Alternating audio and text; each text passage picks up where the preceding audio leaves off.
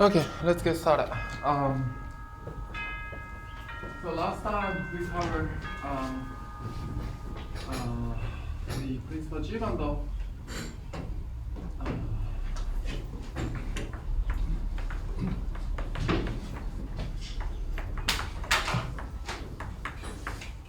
And also connection.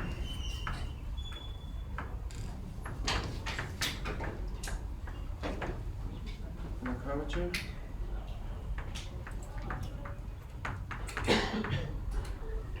So that's what we have learned last time. Today, we talk about young males. So before going that, let us recall how the curvature, the connection behave. So if you have the manifold and you have the U alpha, and also you have the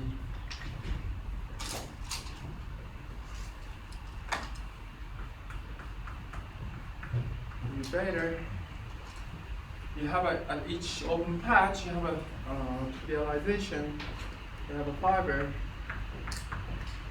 and a fiber. And then locally, you can define the connection.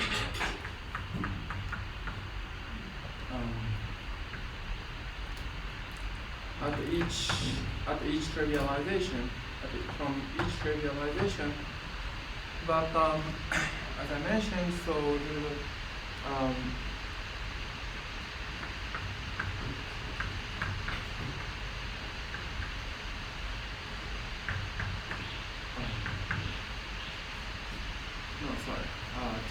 to G such that if you consider G bundle, Q goes to G alpha beta Q. So this is transition function.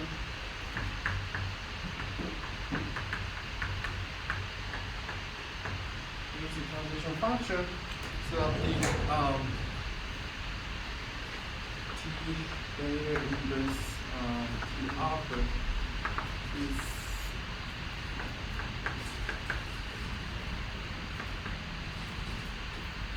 U alpha beta times G goes to U alpha beta G such that the Q and then element H is mapped to Q and G alpha beta Q H.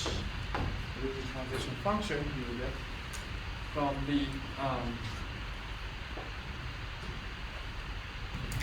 for G bundle. This is for G bundle.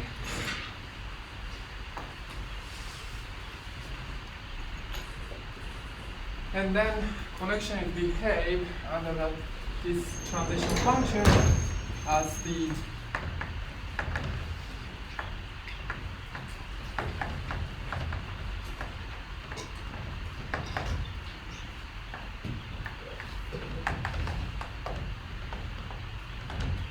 connection behave like this way, and also curvature is behave like this way. That's what we have learned last time.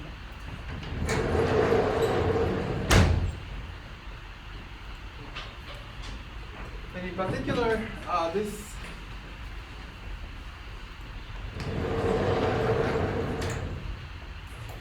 guy in physics is called gauge transformation.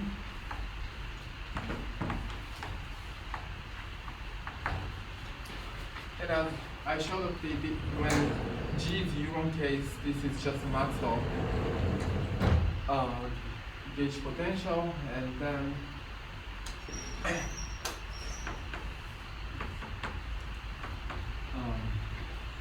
Maxwell case G is U1. So the A beta is indeed A alpha plus some B on the alpha beta, where G alpha beta is indeed e to the lambda alpha beta. I mean, or if you want, you can put I. So it's a gauge function. So in physics, that's all. So let us introduce Young-Mills first. So for Young-Mills, it's the gauge theory which is constructed based on principal G bundle, where G is the general Lie group. And then Young-Mills action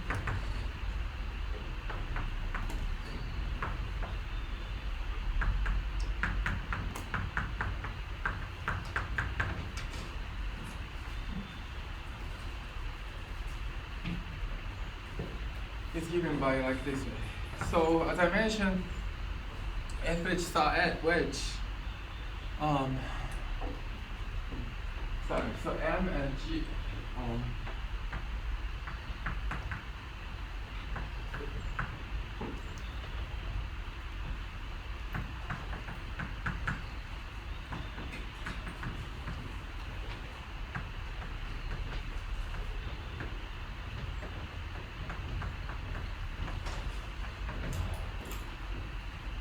So I mean, or if you want, I mean, in physics, of course, you just constant 1 plus 3, and this is not Riemann and Lorentz and manifold, but I mean, you can easily change. To define a Hodge star, as I mentioned, you need a metric. So you definitely need a metric to define a Young-Mills. So as you can easily see, so the curvature F is transformed under like a adjoint action of the gauge transformation. So therefore, curvature itself is no longer gauge invariant under the non-invariant Lie group. So,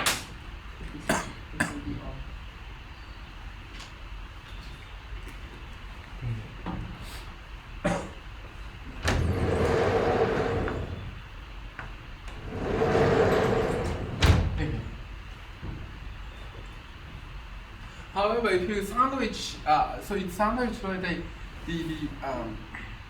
gauge transformation, but if you take trace of F beta, which star F alpha beta is equal to trace of G inverse F alpha, which star F alpha G. And then, if it is trace, I mean, G inverse can be bring it to here and they counter. So therefore, this is trace of F wedge star F. That can be defined a well-defined way. So therefore, this is the gauge invariant. And usually people, instead of G, I think let's use G of yes. And then this can be written as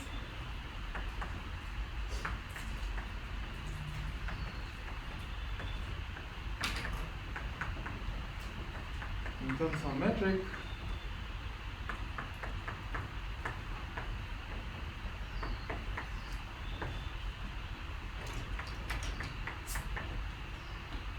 So this is the. But in general, you can just define a d-dimensional Riemann manifold, and then it becomes dB. So this trace, as I mentioned last time, so this curvature F takes the form of two form of a manifold, but it's Lie algebra value, you know. So it's matrix value, so it takes the value of the Lie algebra.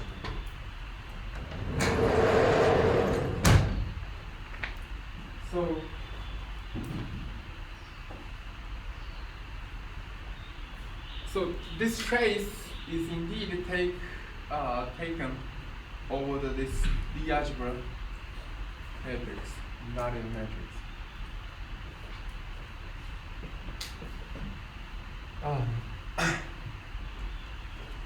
So if you consider the plus space, for instance, one can consider plus space.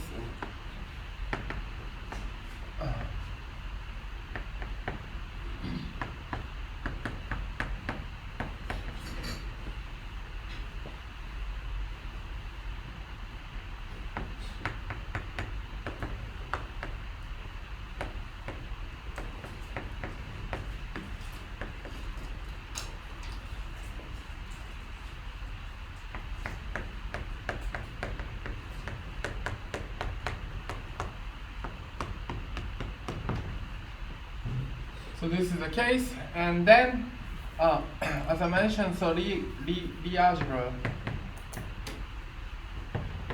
G is a vector space. This is a vector space with the computational relation. Okay. So this is a vector space. One can take the basis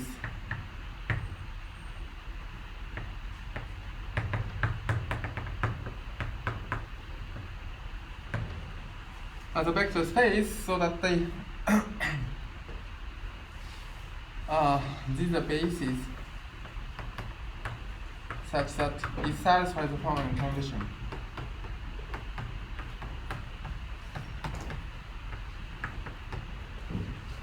So it satisfies this condition.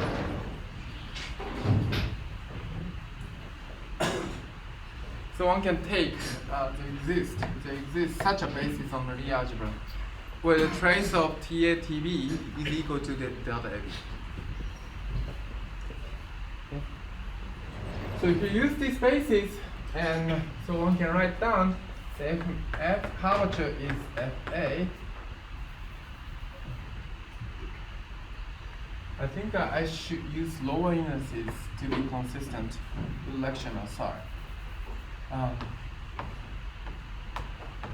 And this AB is not usual.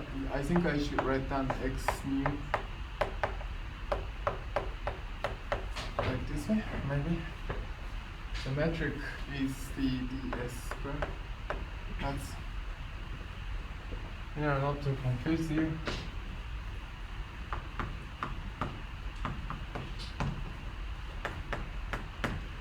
So this two form, which takes a value of the Lie algebra, is just can be written as a linear combination of these bases TA. Okay? And if you plug this, times 1/2. Sorry, usually physicist convention times 1/2. Sorry, my brain's not working.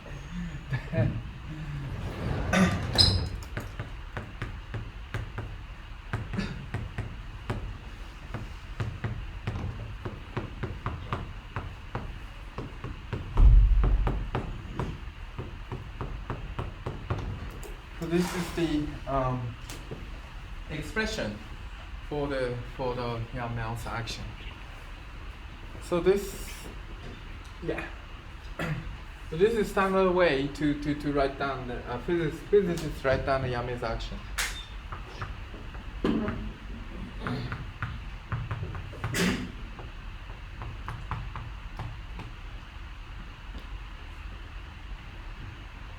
Where F nu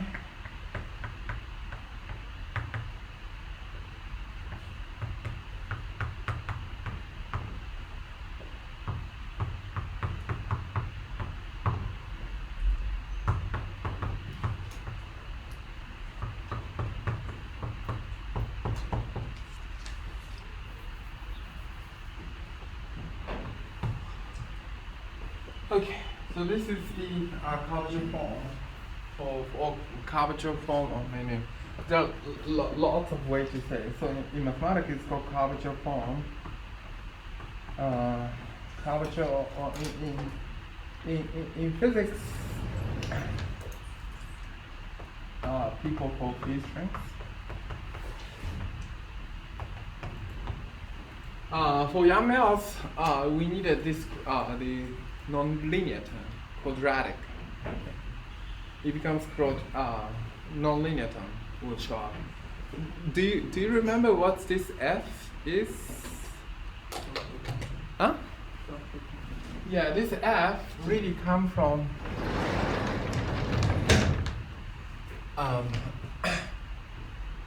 so this F really come from TA, TB.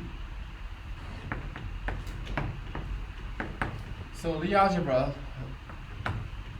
we take basis. We just write down the structure constant like this.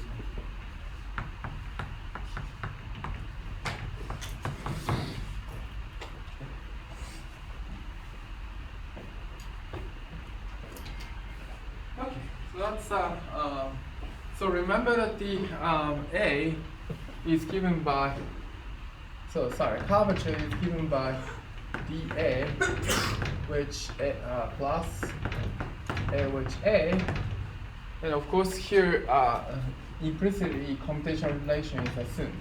Okay. So last week, so student asked that the y is one form, which one form is no longer zero, because if it's a matrix value, so it's matrix value, so they no longer commute, okay, once you swap it. So therefore, so this part is end up with this quadratic term. And dA, of course, will give you this guy. That's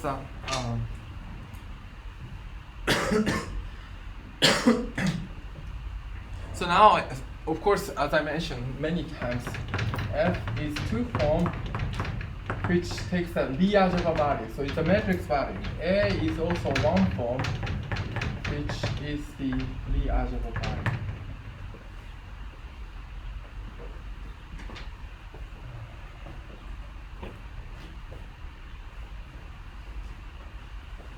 Am I correct?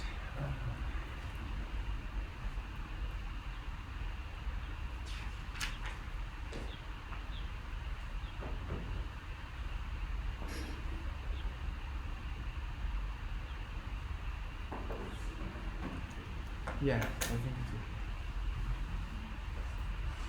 so. Okay, so that's the so it's Lie algebra value. So it's here. So once you swap them, so you have to do the Lie algebra commutation relation, which is no longer commutative. That will give you this structure constant. Okay, so that's how the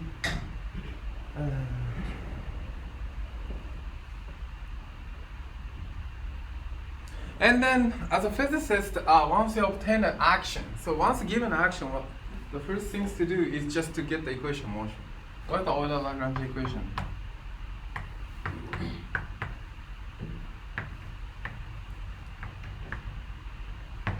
So that's the first thing. So given an action, so as a physicist, you should obtain the equation motion.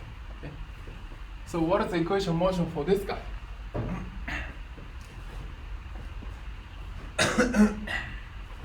So take infinitesimal change of A mu. I mean, its equation motion is just take such a small derivation of the then F mu is again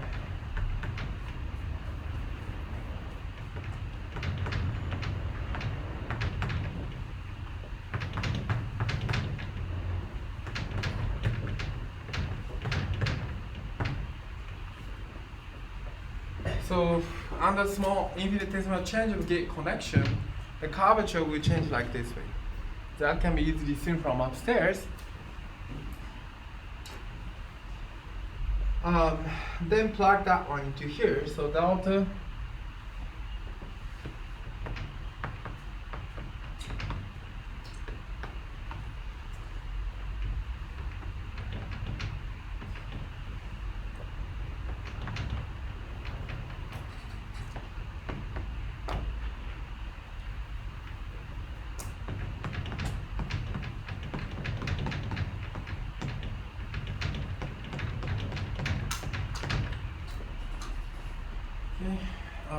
I think I should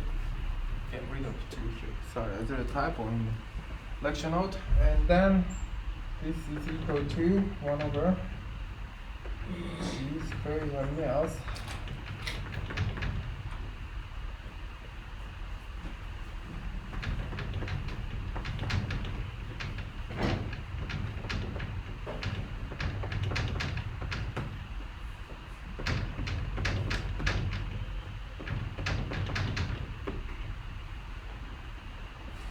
So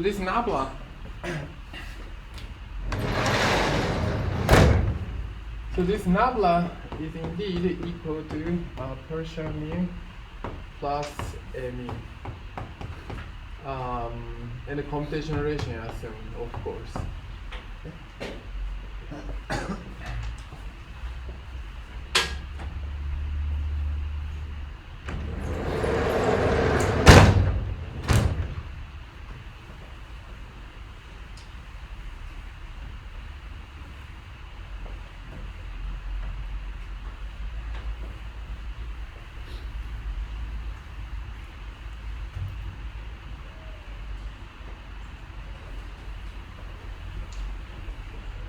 Then we perform the integral by parts. Then integral by parts, what you obtain is, so just, what was it? Yeah. So just do the integral by parts, what you obtain is this guy. The equation of motion is this one. This is the equation of motion, which can be written as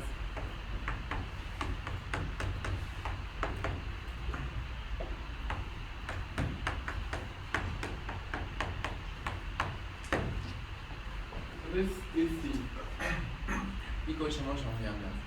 So this is called Yang-Mills equation.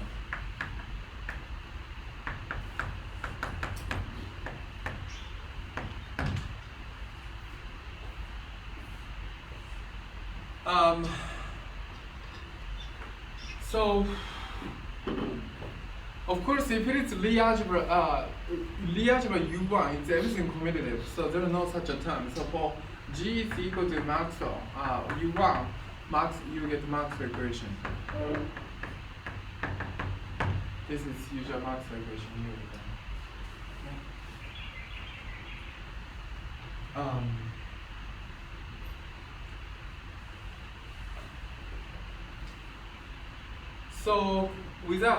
So this is what physicists usually write, but people, mathematicians usually write like this.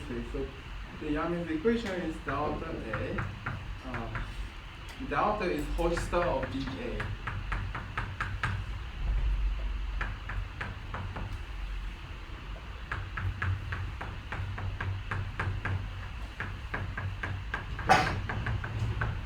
So this is sorry. So this is the Yang-Mills equation. It's the same. It's the same.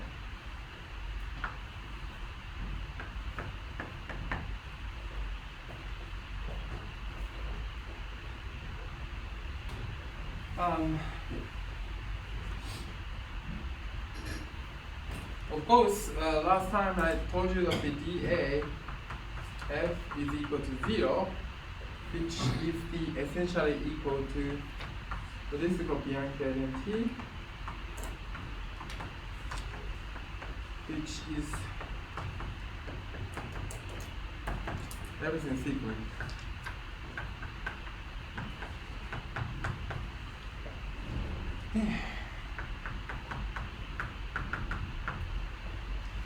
So this Bianchi identity is also follows from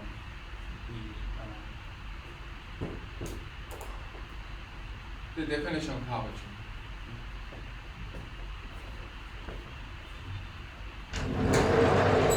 Oh yeah.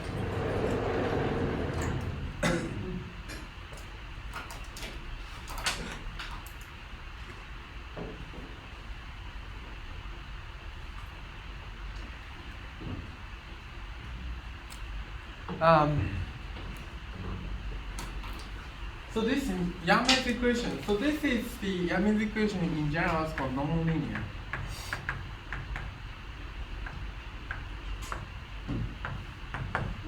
something is non-linear.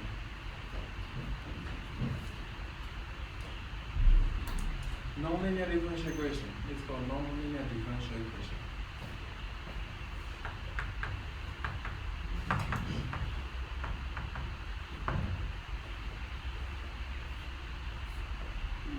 Where is the non-linear?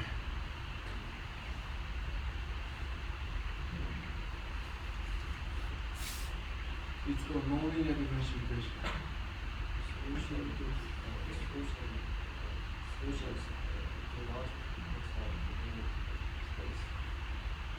So usually, whatever, as he mentioned, whatever Schrödinger equation, even Maxwell's equation too, is linear. The solution space becomes linear, vector space, which means if you have the solution A, whatever A of x and some function, whatever E of x, they satisfy the differential equation, then of course alpha A of x plus beta B of x also satisfies the differential equation. That is called linear differential equation. Linear. However, Yang-Mills non-linear. Where is the source of the non-linear? Covariant derivative. So source is coming from here. So this comes from this part will give you literally non-linear. So this part is here. Okay. So this part is source of non-linear. So it's hard. But it's the same method. Given it GR, the Einstein equation is given by R mu. I already forgot the sign. If you want cosmological constant, G mu is some coefficient times T mu. Is it minus? It's minus. So this is also a nonlinear equation. The curvature has a quadratic. It's written quadratic in G mu. Okay? So therefore, this is also nonlinear. So it's most of the cases you cannot solve this equation. Most of the cases. That's why people working on LIGO and so on use lots of computer to predict the gravitational wave. So most of the cases you cannot solve it because of this nonlinearness. But some parts, okay, you will see my homework later, but sometimes you can solve it. And then, so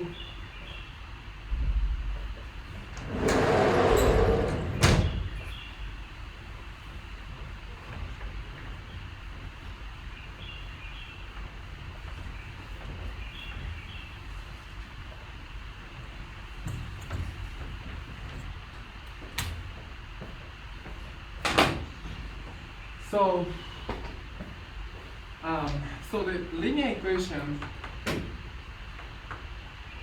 so solution space is space of solution.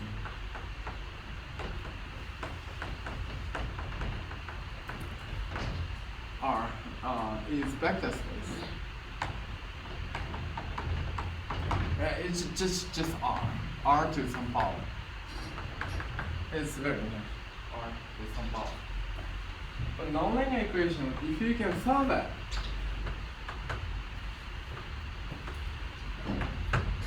space of solution is now curved. And sometimes if you're very lucky, it becomes manifold. If you're very lucky, it becomes manifold. Some lucky situation, circumstance situation, it becomes a manifold.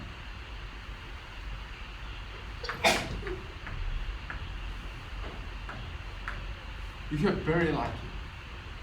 Most of the cases it contains singularity, sometimes it's called orbifold and so on. More generally,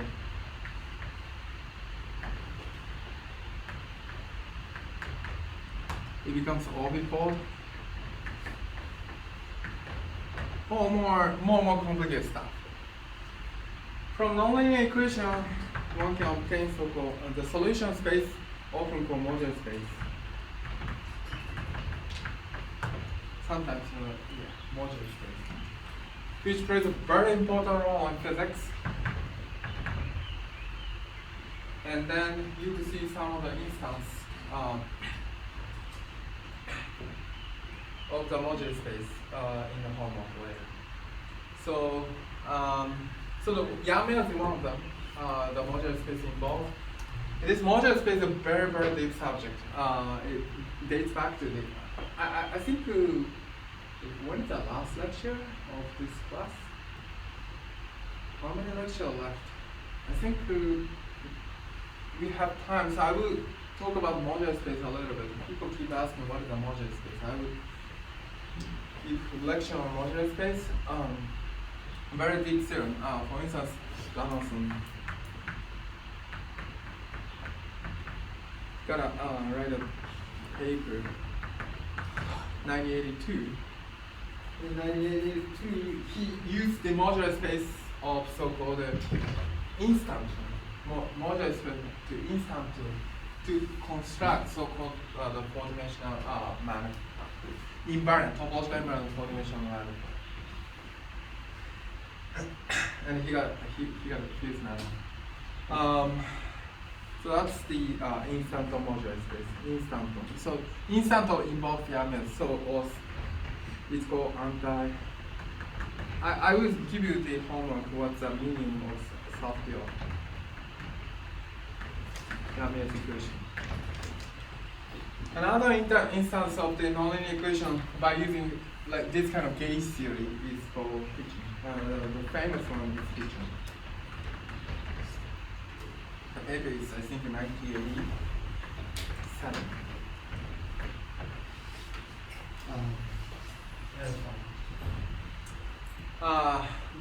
Using this nonlinear partial differential equation, one can construct lots of deep geometry, deep geometry, and this YAML theory. This is the people from, of course, another thing is Atiyah and Bond. This was 1982. They work on the two-dimensional YAML theory. I mean, oh yeah. Oh, now I remember. This time I'm not that stupid. And then it involves. I mean, these guys are brilliant people. Atiyah passed away like a few years ago.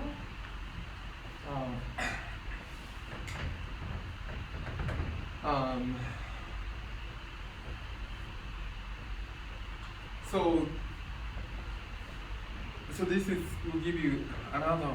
They create mathematics out of these YAMLs.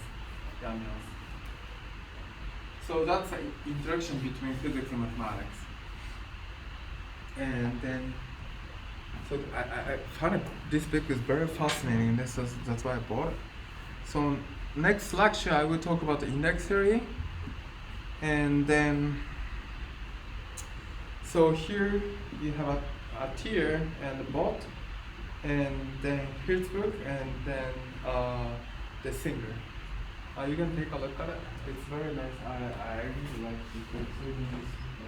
So today, from now, I'm going to talk about the characteristic classes for and after that I will talk about the index theorem. So you can just take a look at this wonderful book.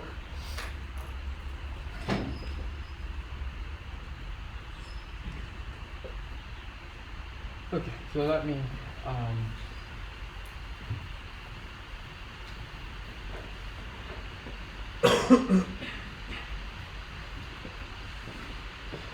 now these are only like a very silent example. I just listed very few but silent and important. Moreover, so then in physics, so given this is classical equation motion, and in quantum to try to go to quantum melts, you need to consider the path interval.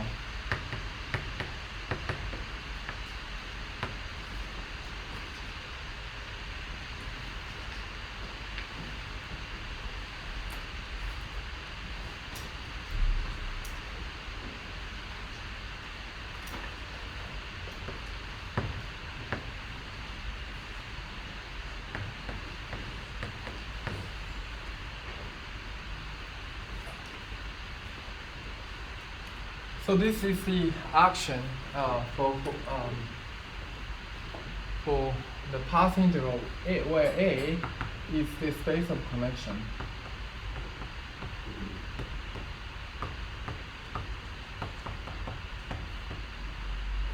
Of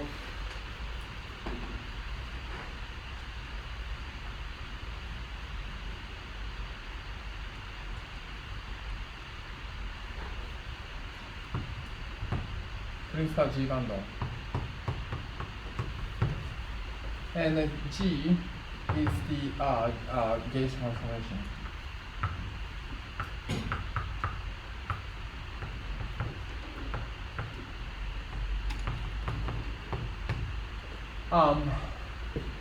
So as I already erased. As I mentioned, so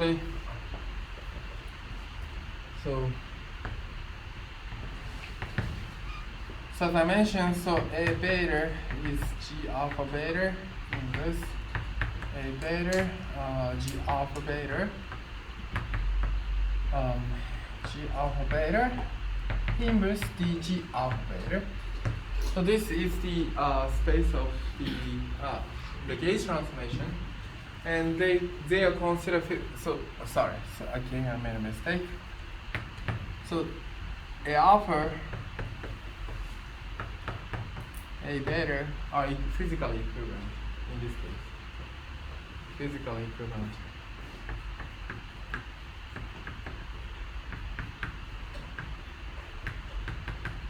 So therefore, you have to take a quotient space. So here you have to take a quotient space by gauge transformation. This is what we mean. But usually this is infinite dimensional. So this both are infinite dimensional. This space is infinite dimensional.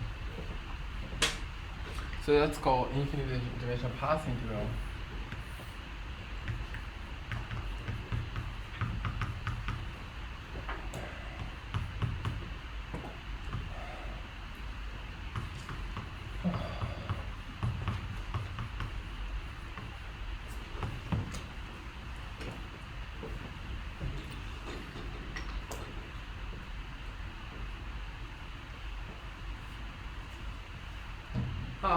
So this is quantum melts. So you just consider this is called Feynman path integral.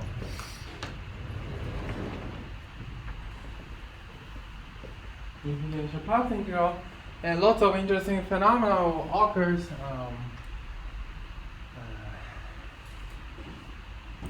One is called mass gap. I'm not going to explain mass gap is what the mass gap is. I mean, if you're very interested, you can take a look at my lecture on QFT2, which is also still on the BDB. One year ago, I teach QFT2, and I explain what is the meaning of what the meaning of mass gap is. But to explain mass gap, I need to prepare lots of things. So I don't think I have time. So, and from this path integral to derive this mass gap is called one of the millennium problem.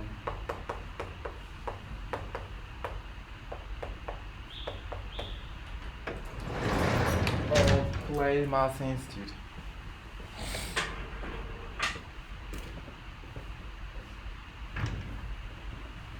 Okay.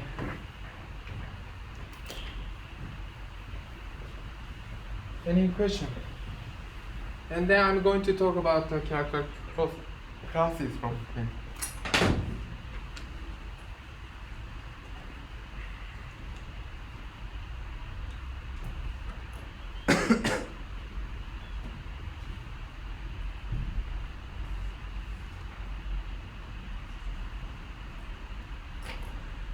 Okay, so I'm going to talk about the characteristic classes.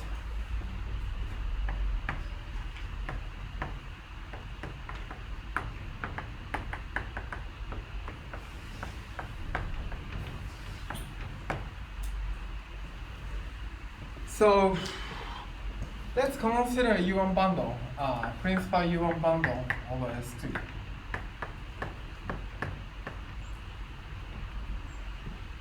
So which means that you have a sphere, S two-dimensional sphere.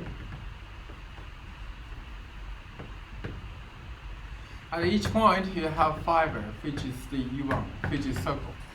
Okay? Which is circle. And then if you're doing homework now, you notice that the you're doing this kind of stuff now, I think. Okay. This situation, you're working on this situation. And you can take the trivialization of this S2. So for S2, you have the northern hemisphere and southern hemisphere. You can have a trivialization. So northern hemisphere and southern hemisphere, you just get just disk times S1 times disk, S1 times disk. This is the northern hemisphere and so on. And another thing is this S1 times disk. Okay. This is southern hemisphere. That's trivialization. Trivialization. The question is how you glue them together. Glue them. So the boundary of disk is just this equator here. Okay? Equator here, and the question is how you glue them together at the equator. Okay? At the equator. And then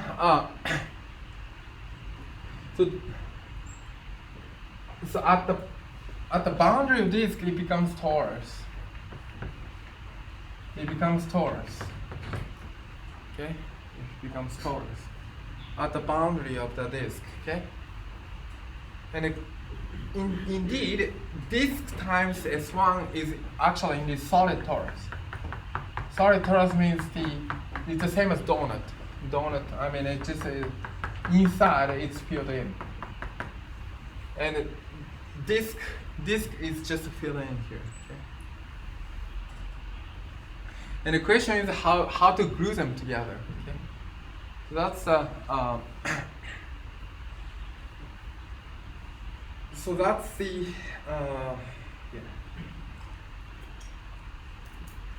how you construct this S1 bundle.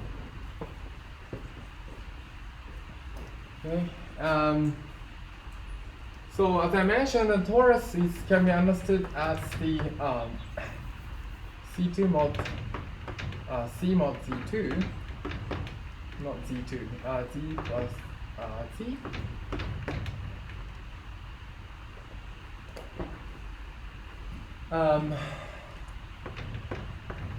You have so therefore the universal covering of the torus is a C or R2, whichever is okay. So you have R2 and there is the lattice, two-dimensional lattice. Okay. Two-dimensional lattice, and if you quotient, then you have a fundamental domain of the torus.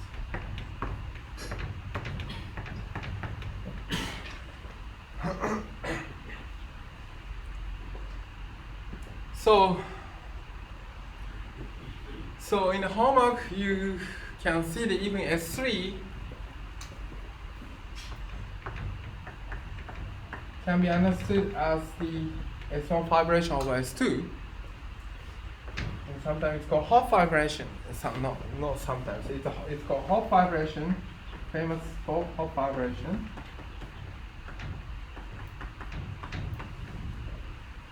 Okay. This Hopf fibration can be understood as the map between torus to torus, the boundary torus is indeed just identify. So this torus,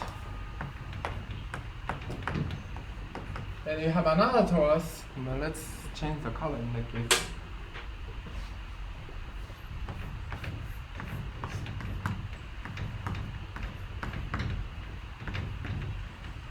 Then you just identify, let's call A cycle and B cycle, A prime cycle and B prime cycle. And to get S3, how do you do that?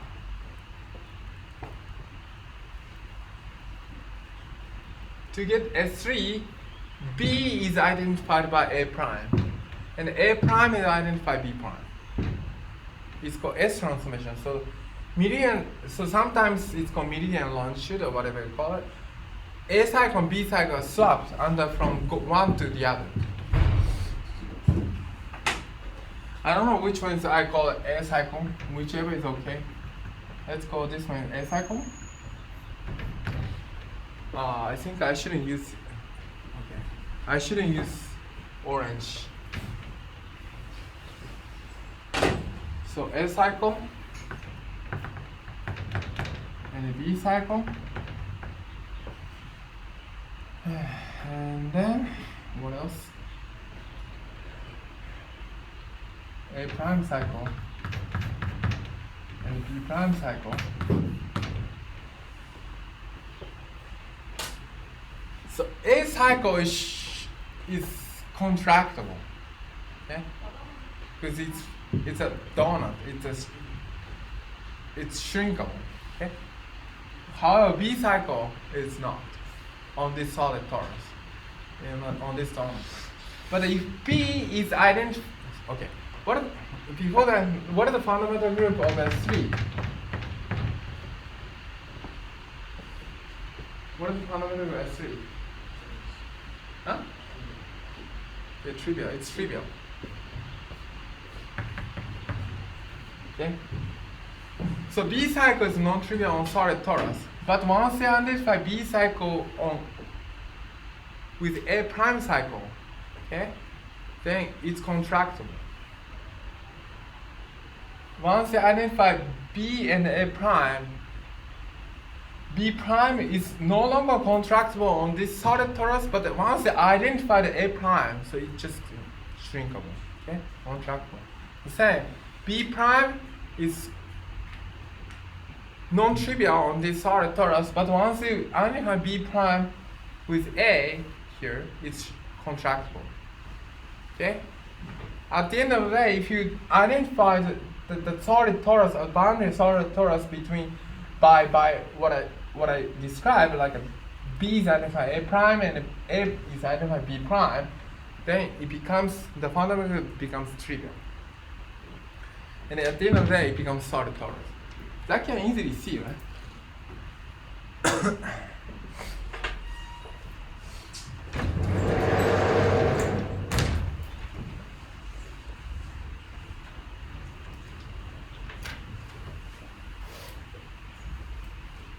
So as I mentioned, S3, so S3 is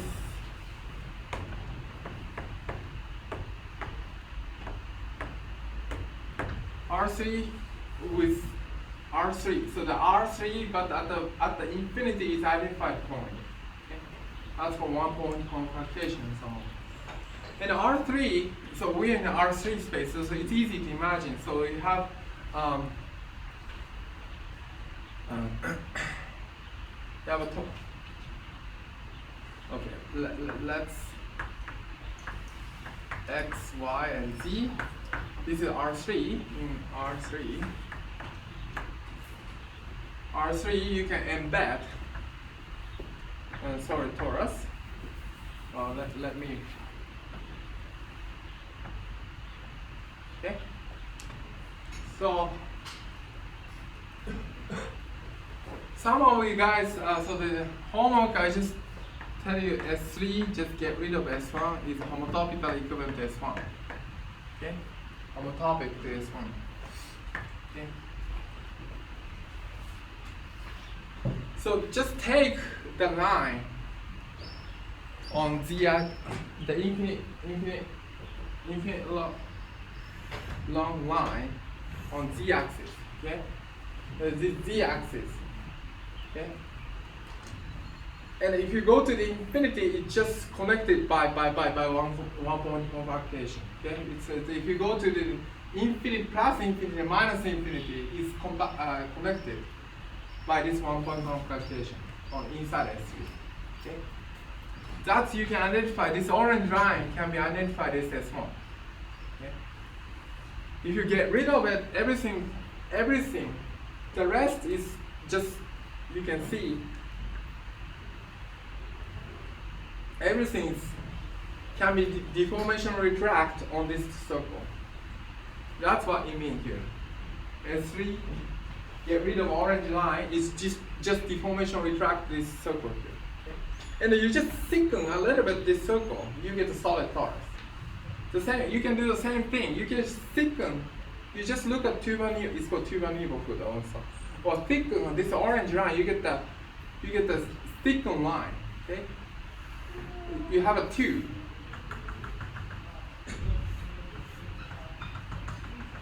Okay? You have a tube. But at the infinity it's connected. Okay? So that is one copy of solid torus. One copy of solid torus is this orange one. Another copy of solid torus is this white one. Okay? And if you look at the contractile circle, so this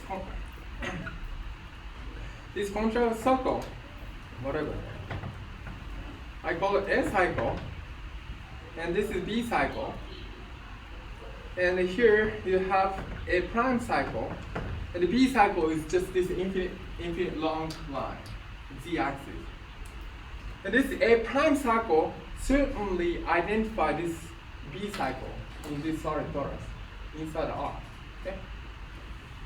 And this A cycle is indeed just go to infinity and identify this B prime circle. So this B prime circle is infinite long z-axis.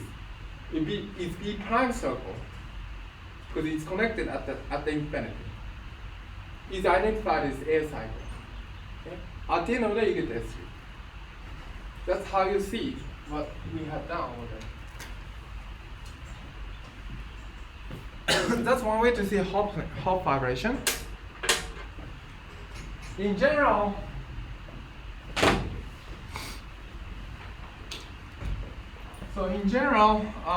you have, so this is called, so if you just swap A and B cycle, it's called S transformation. So in torus, I'm going to explain a little bit more detail. In torus, you have a lattice E1 and E2. Okay.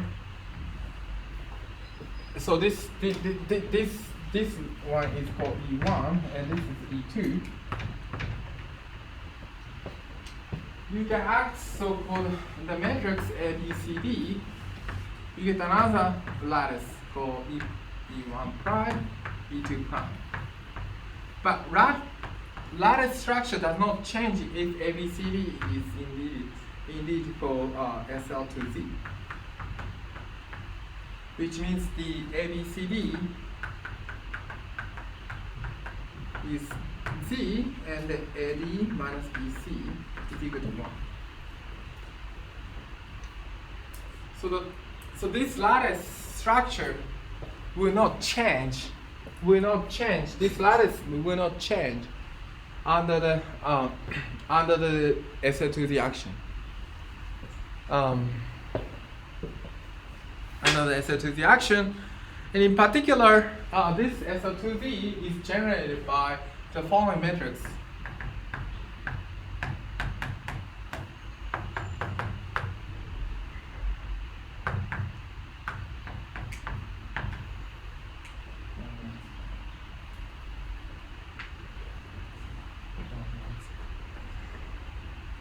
More precisely speaking, it's a PSL2Z. PSL2Z means the SL2Z, but identify identity and -1, -1. more precisely speaking. And this S1 bundle over S2, S1 bundle over S2 is classified by the action of S and T. Moreover, if you identify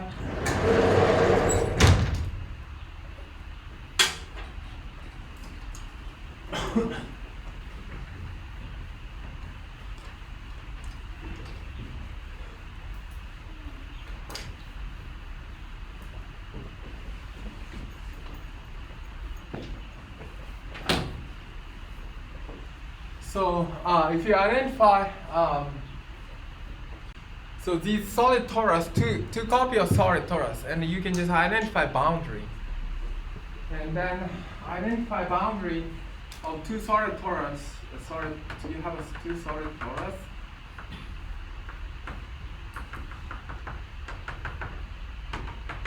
And you just identify by t to the m.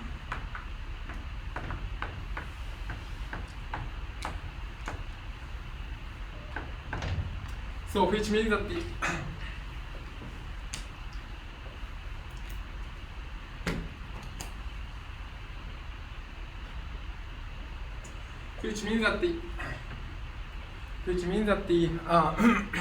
once you go around the equator, okay, once you go around the equator,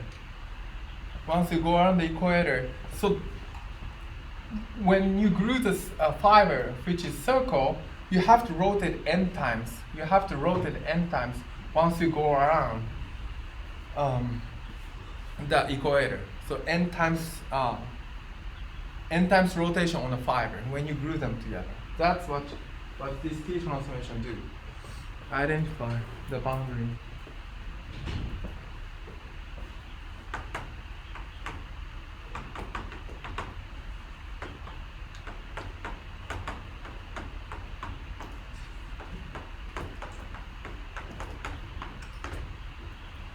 Then you get this so-called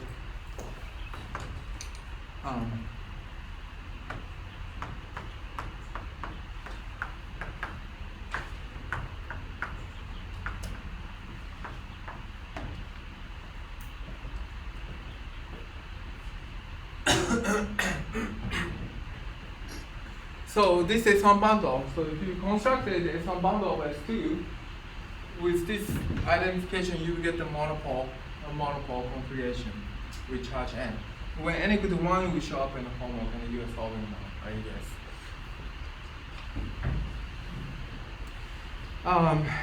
Yeah.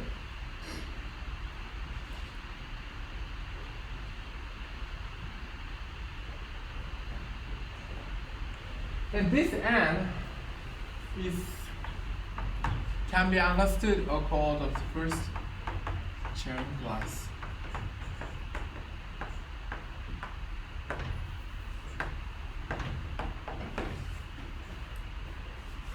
This number n can be understood as the, so later we will see that the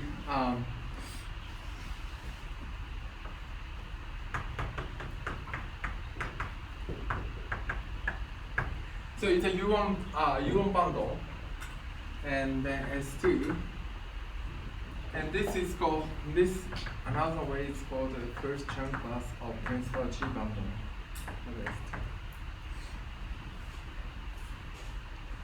So this is the first, actually the construction given here is first, as you know, so Dirac. When n equal to one case is constructed Dirac. I don't think he noticed about he understood the theory of the principal G bundle, but he constructed without knowing about the principal G bundle actually. But once he talks to whoever, Chern or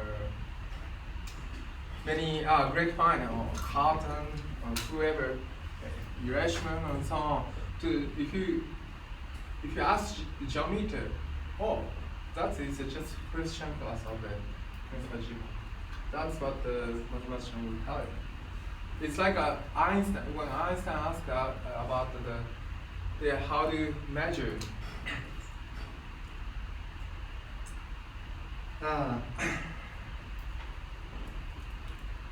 the gravity in terms of the how to say, nowadays called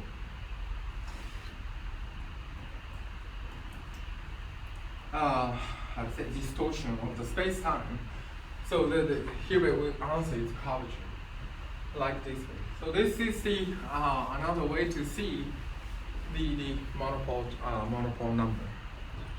So that's the first instance of first Chern class, and we can generalize this first Chern class. So I will introduce what it means, so we can generalize to its co-characteristic classes. Characteristic.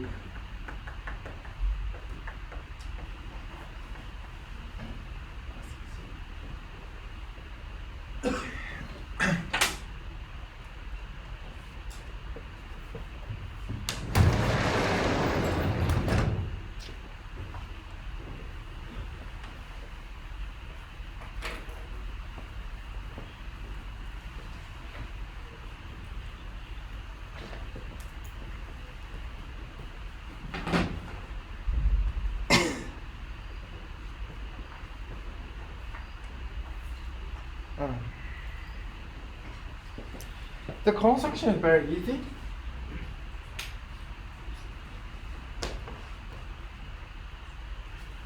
So, as I mentioned, the curvature 2 form is transform G inverse Fg as a gauge transformation.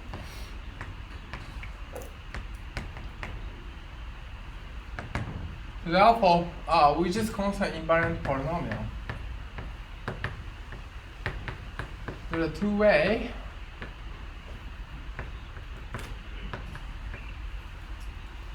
One is, as you know, so determinant A is equal to determinant G inverse, or maybe I should use F. G inverse Fg, and also trace is also invariant.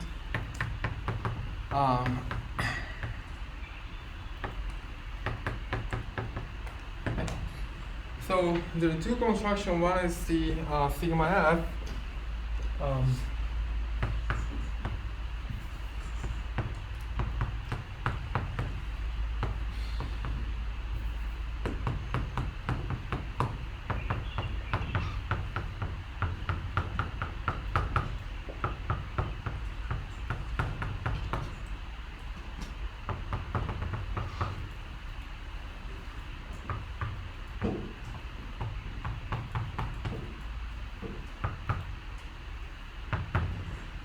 The second, it's a symmetrical polynomial. It's just the power of the F and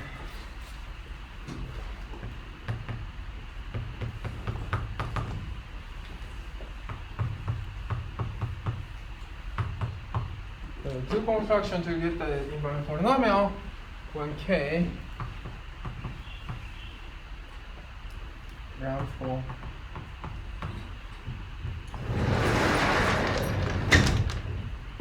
so the sigma and S will be gauge invariant.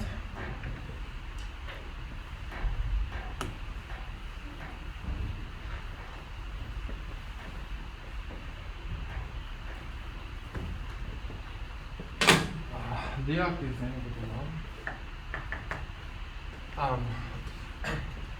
and they're related as, of course, sigma 1 is equal to S1. Sigma 1 and S2 is equal to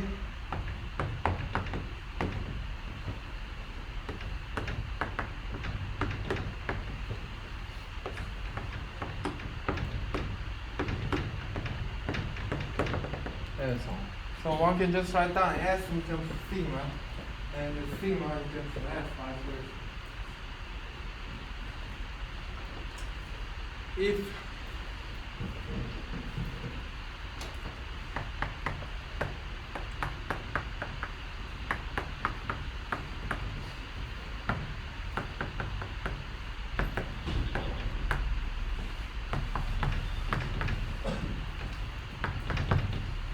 If F is a Hermitian matrix, one can diagonalize f is something like x1.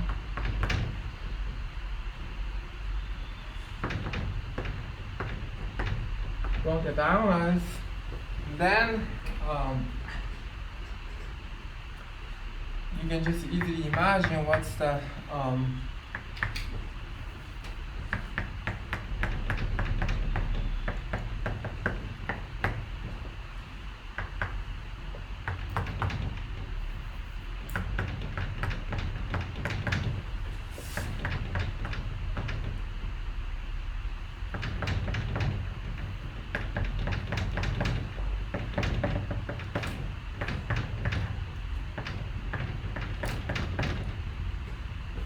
like this way. It's very easy to construct. And then of course sk of f is just the sum of x.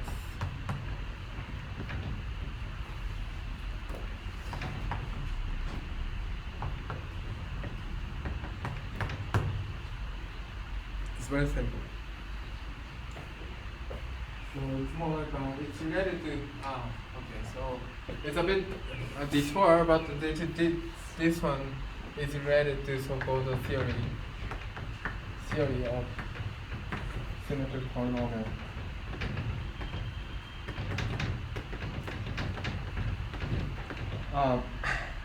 So sometimes it's like as you might have heard, it's a sure function and so on. So that is an intersection. That will give you intersection between series symmetric polynomial and geometry.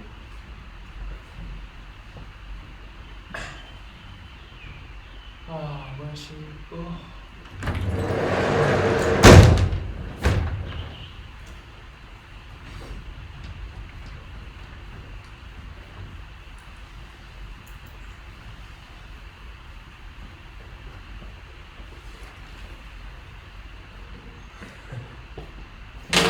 I can easily see you guys are very tired. So I think few weeks are left till the end. So let's push as much as we can.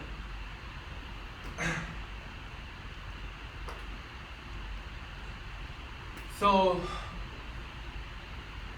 what we want is just and then so these sigma or s indeed are called, if you use the f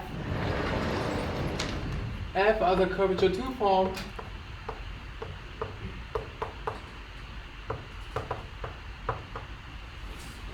if f is a curvature 2 form, indeed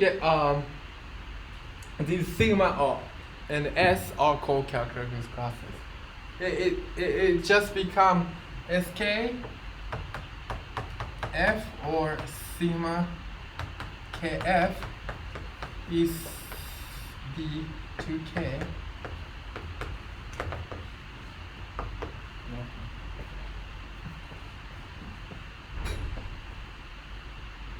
Okay, and it's a gauge invariant.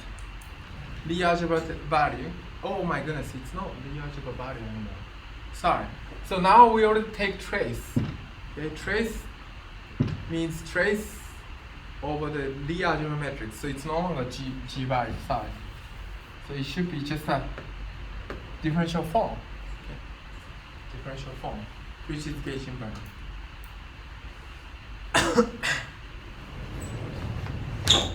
So if f is the curvature 2 form of some principal G bundle, or just a vector G bundle, then these are called characteristic classes.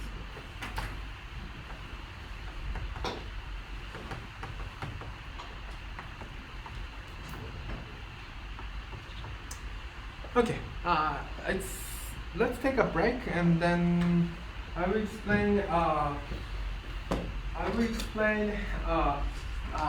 Indeed, this sigma s, sigma k or sk is indeed called homology value, which means that the d of this sigma or s is equal to 0, And also, I will explain that it's invariant under continuous deformation. So given a connection A or A prime connection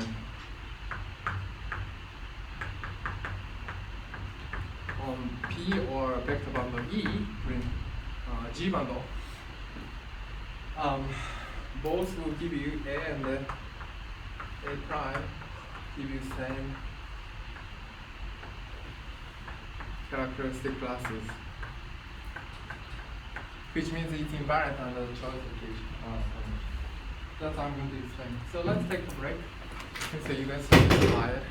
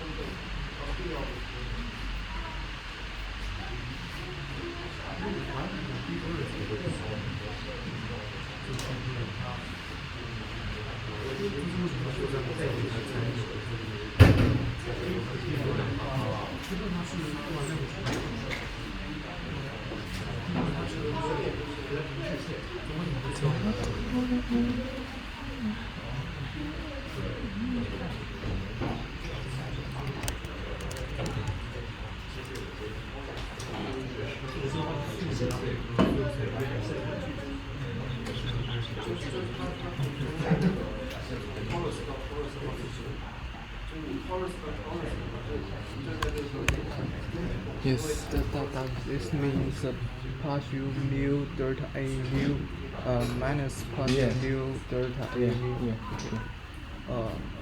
Another question.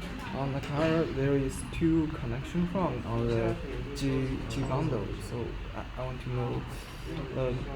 This is this is in the same in our lecture. This Yeah, definition. yeah. Then what's the meaning of this omega? I mean, What's omega? Is it the- Mara cartoon?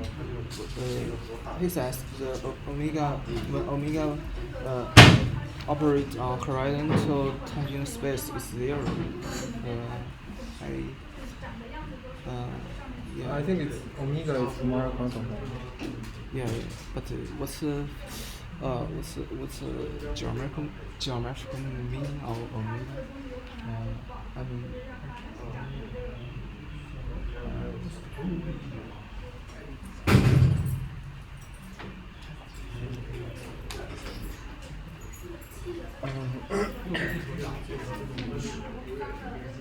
What's the geometric meaning of omega? That's a good question. No, that's a omega is just a Mara quantum form, right? okay. So the connection A is if you restrict yourself on a fiber. So you have a fiber bound, right? And at fiber you have a G, right? And if you restrict yourself to fiber, it's omega. The connection is the same as the Mara quantum form. If you restrict on G, then this is equal to omega A and T. Right? Okay, this is Mara quantum form.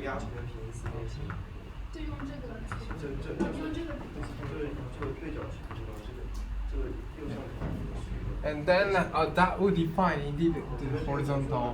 What are the parallels? Yeah.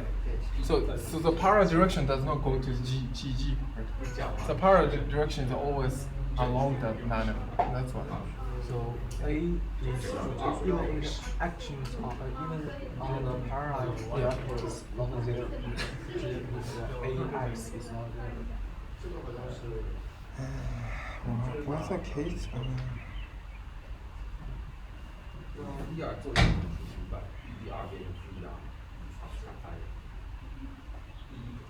I don't think it's zero. Yeah, yes, not I don't zero. think it's zero. AX is not zero. Yeah. Even X is Yeah. belong to the Yeah. direction aspect. You just solve this differential equation. I already pulled out what's that equation? Delta gamma mu and the section. This is the horizontal direction. You have to solve this differential equation. So this Gamma defines the carbon in the base, and this covariant derivative defined by connection. S is the section, and if section satisfies this equation, it's parallel direction.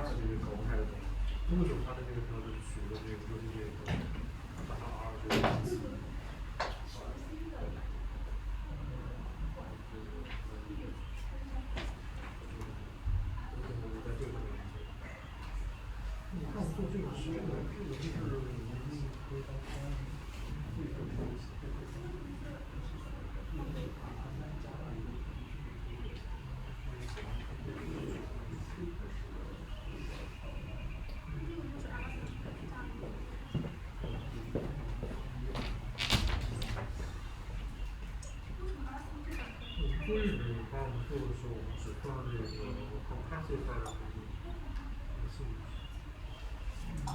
剩下的我它就直接变成1了，就没有那个。就站在写的那个分析多高。就是 S1先相等 S2乘以变成是它规定是 S 如果是有区域的话，那就是 S 乘 S2。就现在还没有确定那个产生的方式的时候，就不知道其实这部分，就是知道怎么加，就反正这这几道理论其实都是先基本上然后下面是投影到 S2乘。对。不是，我们这道题没怎么什么。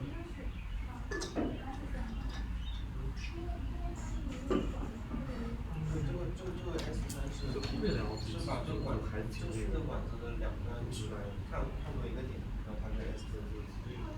这个有一个标准的除以 S 是如果你把这根管子的部分挖掉就相当于从 S3给挖掉 S1，那就是 S1。是后面 top。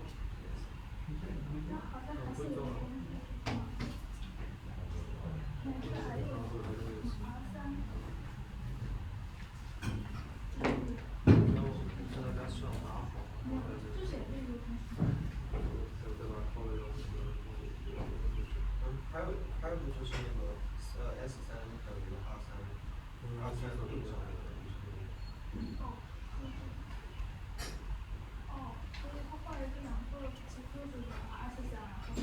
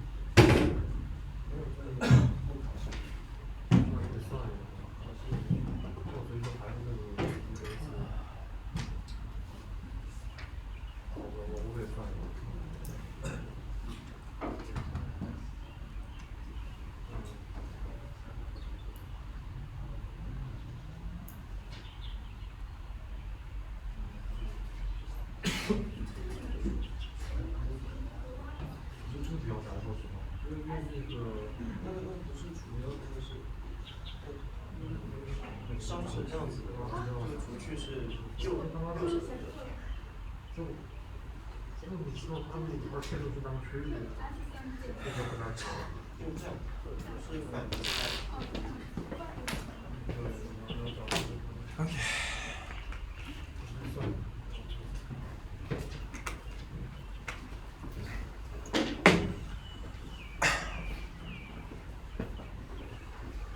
So, shall we read them?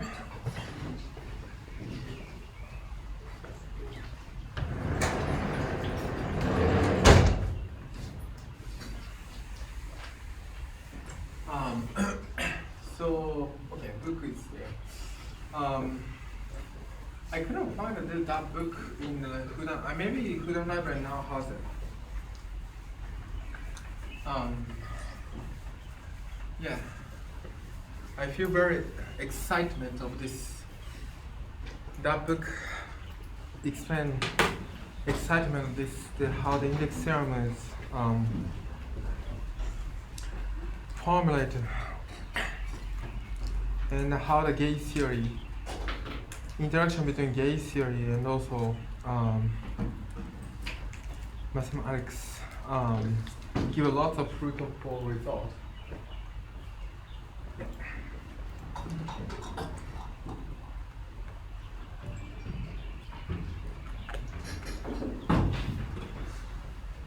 So,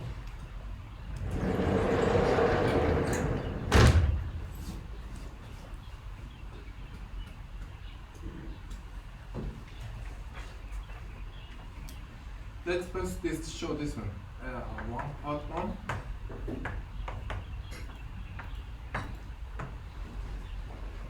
Okay.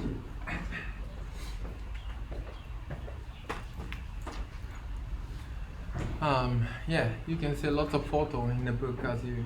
I think this will be, yeah, visible to everybody eventually.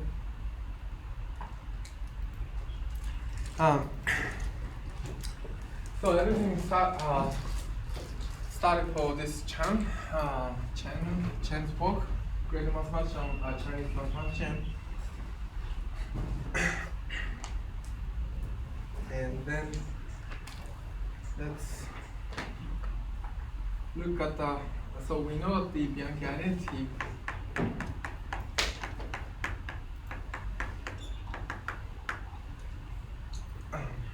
Here, and we will show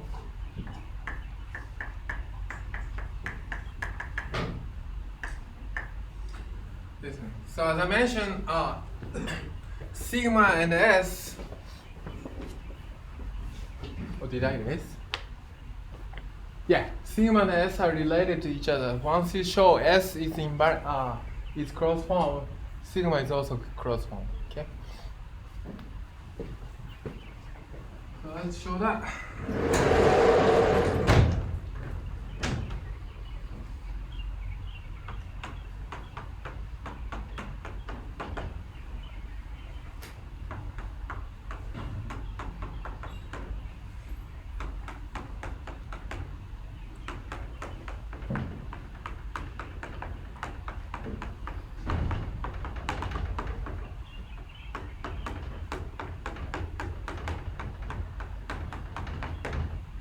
Okay, you just use a line and throw for external derivative, and then plug that one into here.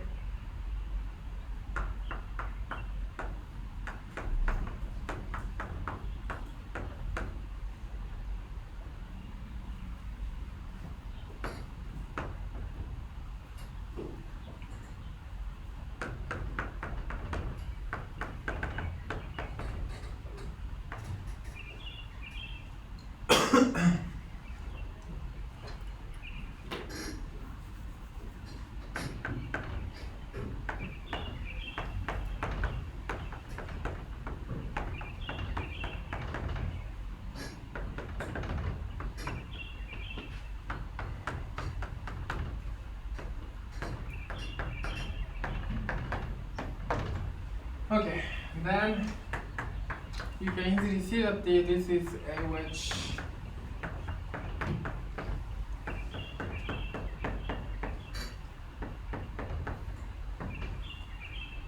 Can you see that?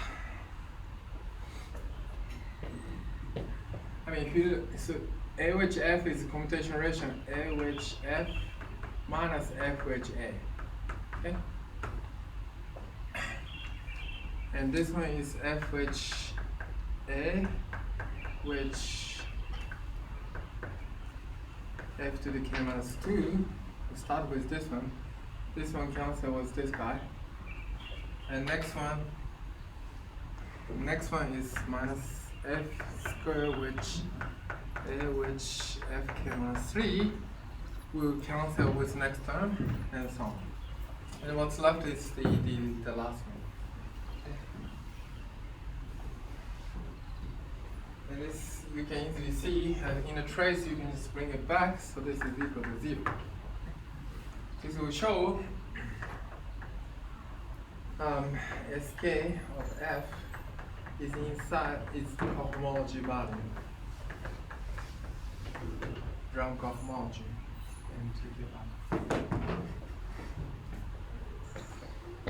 And next, we will show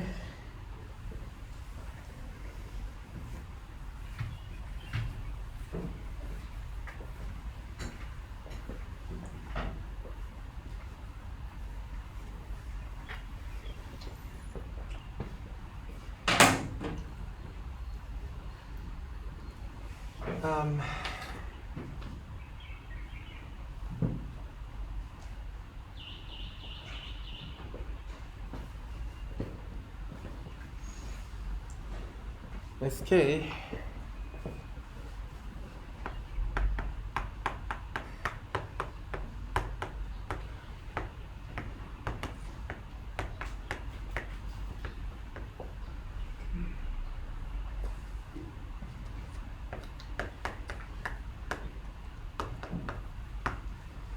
So the deformation of the connection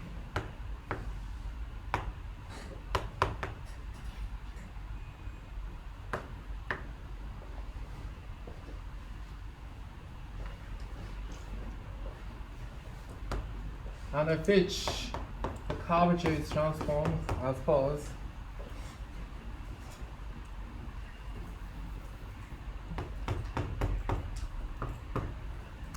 Sorry.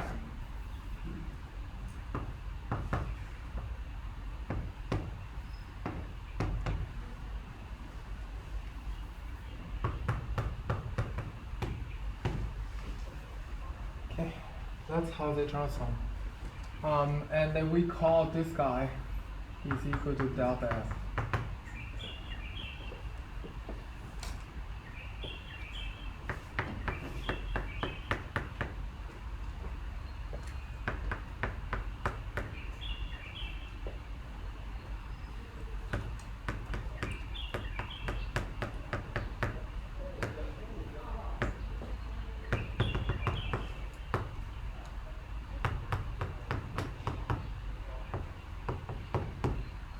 Okay, so the same exercise.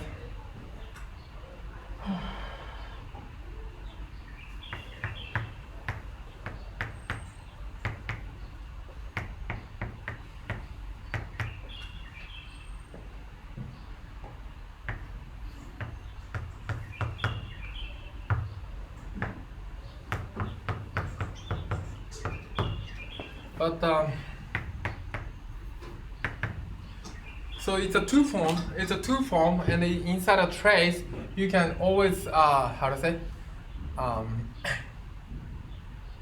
rotate the order. So you just rotate the order cyclic way, so that everything bring it to this one. Okay? So it's a two form. So there's no sign involved. Okay. So namely.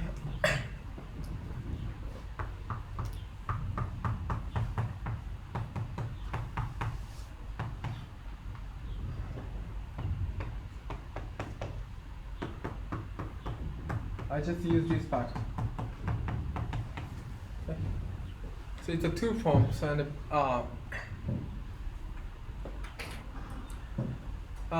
two form, and you just commute to the left.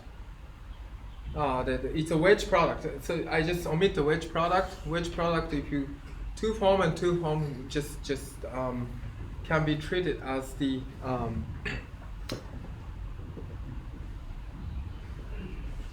can be treated as a, how to say, you can commute the two form, but you have to be careful with gauge indices. Because it takes a Lie algebra value, but the order of this one does not change with the upper one. So therefore, if you take a trace, it's okay. Do you understand what I mean? As a differential form, two form commute, and also as a Lie algebra value. So the order only change the cyclic way. You just wrote the cyclic way. So therefore, once you take trace, they are equal. So therefore, you have a k copy of this guy. Okay, then. Yeah.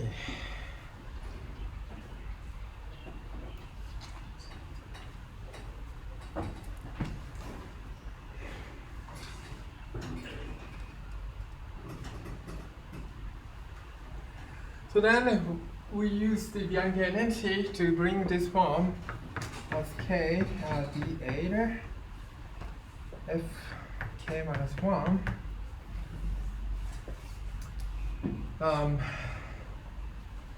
plus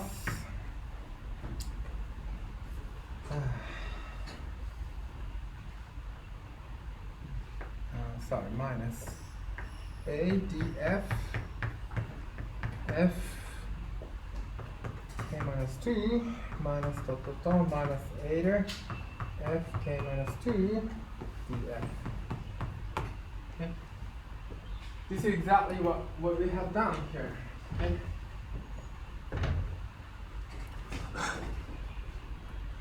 So namely,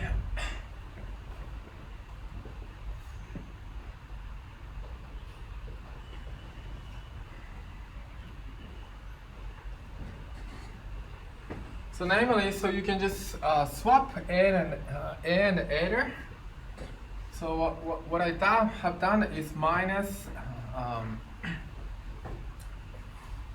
yeah, so minus, so this one is A, which A, but you have to be careful of a commutational relation. Okay,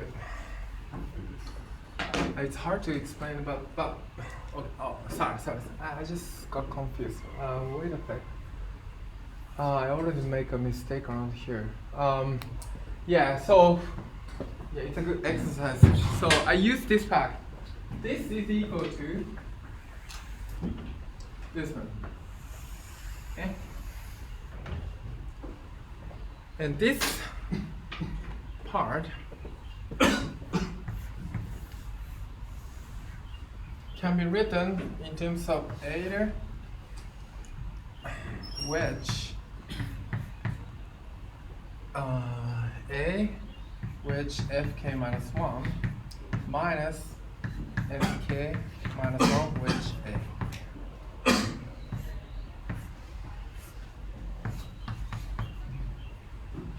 So this orange part can be written like this way. Now k minus 1. The reason why is that you can do that is that A which fk minus 1 is literally come from this guy, okay? Second one. And the first one, you have this is one form, and this is 2 times, this is even form. And bring one form to the right with odd degree of differential form, you should get the minus sign. However, the order, as a Lie algebra, if you look at the multiplication Lie algebra value, A fk minus 1 does not change the order. You just do the cyclic rotation as a matrix. A fk minus 1 A is just cyclic rotation as a matrix. So therefore, it's okay to do that. But to bring this A to the right, you have to commute the odd degree with one form, so you get a minus sign. Okay.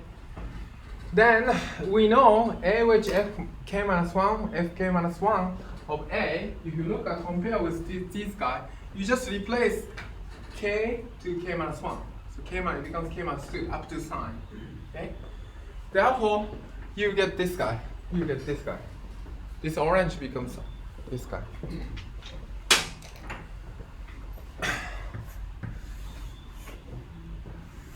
Okay. And then it's easy to show that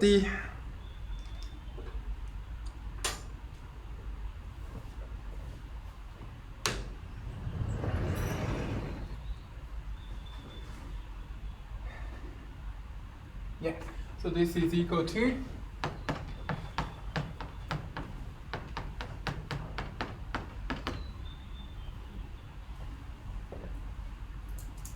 oh yeah, sorry. Oh, what am I writing? Okay. So this is equal to d x derivative acts on a times fk minus 1. And this is trivial. This is just trivial as a cohomology. This is trivial. This is trivial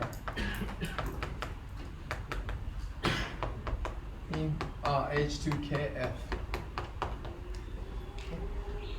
So in cohomology, it's just the exact form. It's just exact form.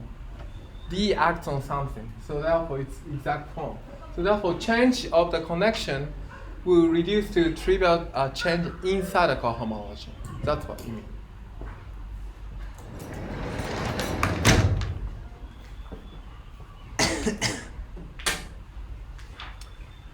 Okay.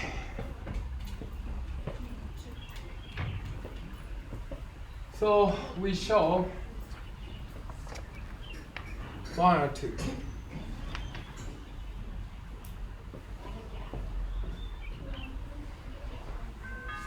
So characteristic classes is the procedure. So given the G bundle, principal G bundle, or vector G bundle, and then give connection with connection A, out of which one can just construct the cohomology of the manifold M, ground cohomology.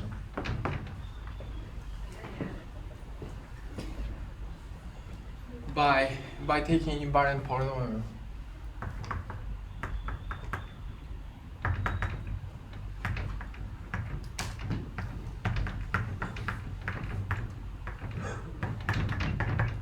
And then it's independent choice of a connection A. Okay, so therefore it's intrinsically depends on the bundle. Okay? Intrinsically depends on bundle.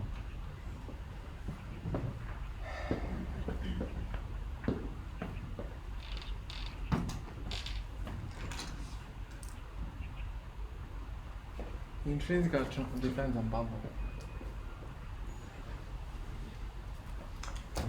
Okay, and then we will see what are the explicit example of the character classes and so on. And first we will take a look at the Pontryagin class. Any questions so far?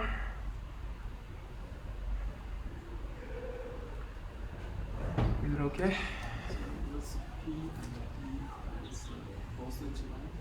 So this is the principal G bundle.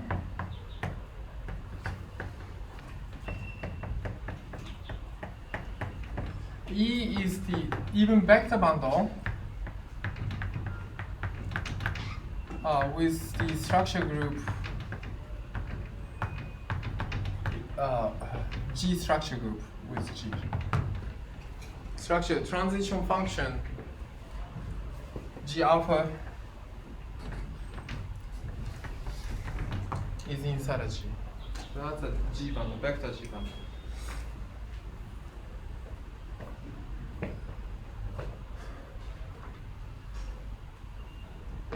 Yeah.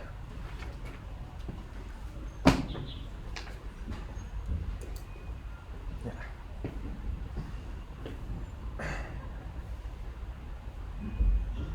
Any question? Seems like you guys are really silent and very tired. Looks tired. I can easily see.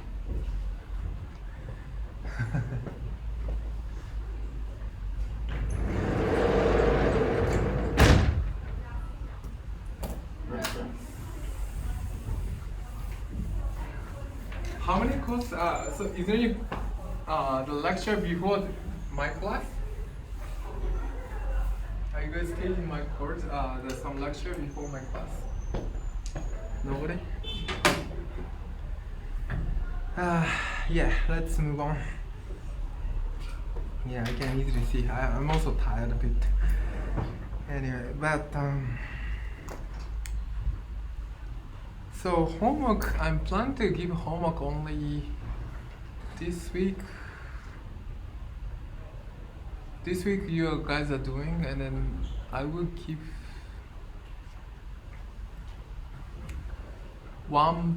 only one more or 1.5 more. Okay. With bonus problem. So after that, I don't know. So can you search the when is the last class? When is the last? How many classes are left?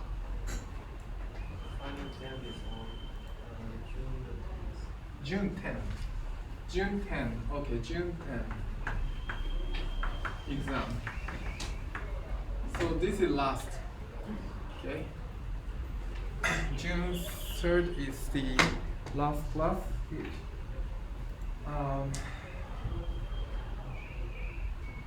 Okay. Oh, we have 3 lectures left.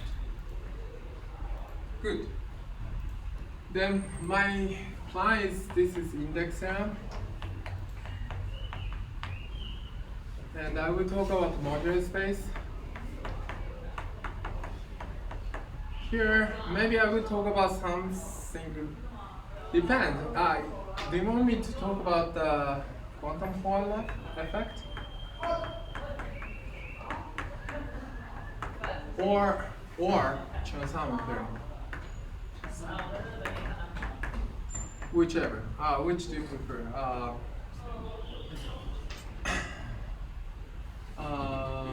Whichever. That's a plan.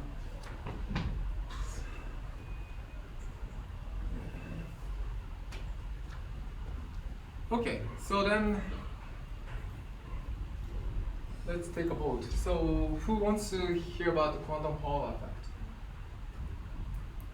Who wants to hear about the Chern-Simons theory? Okay. Then I will pick Chern-Simons theory in that case.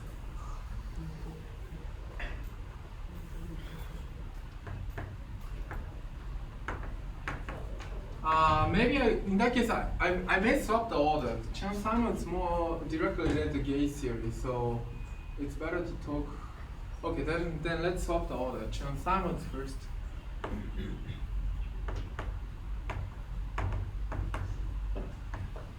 And the modular space last. Okay, so that's the order. Let's do it. So you guys do. I will give the homework one more, and then maybe some bonus problem, maybe 1.5. Okay, so 1.5 more homework sets. So you should hang in there. Anyway, yeah, I know the homework every week is tough, but I try to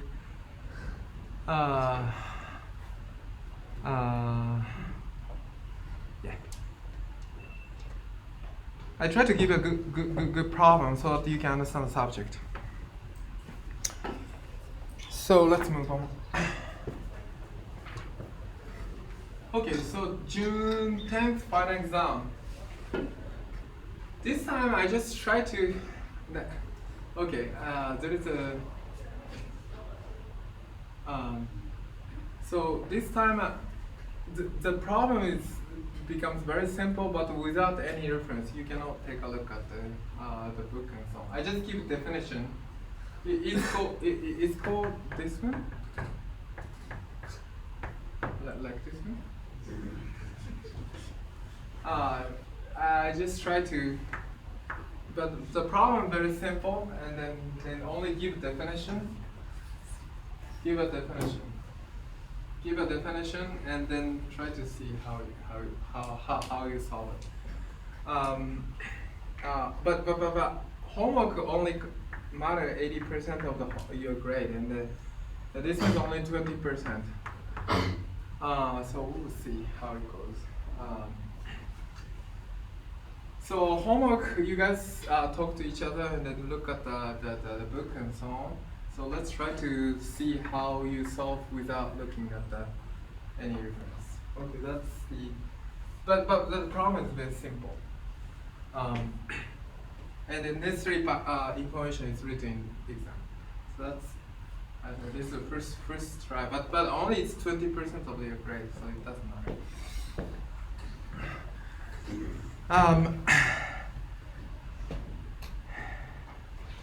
Okay, that's the lecture plan. Any question about the lecture plan? Okay. Yeah. So then. Yeah. So after this lecture, from mid-June, if you want to, if some of the students wanna join my group, join my group, I just want to give some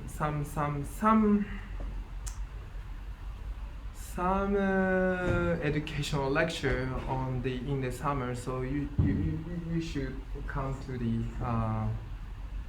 for research. So you should come to me after exam or whatever before exam to talk to if you want to join my group. So that's the point.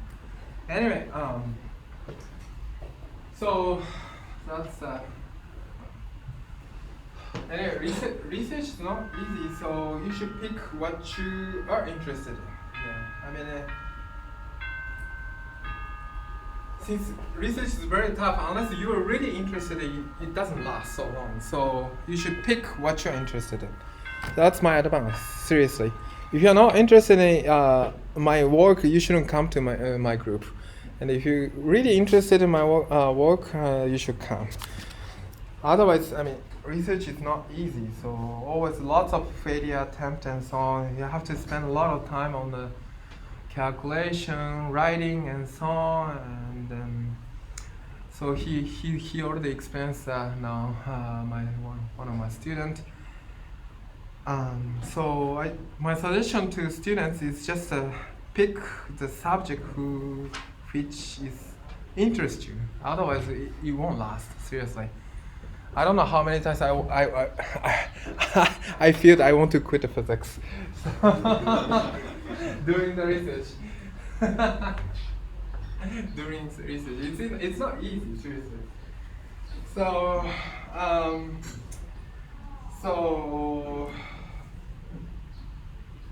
Try to pick the subject which interests you. That's the only advice I can give you. Okay, so let's talk about the Pontryagin class.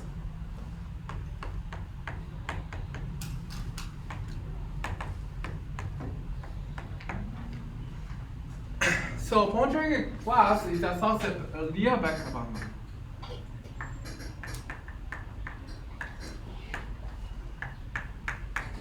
Or SOR principal G bundle.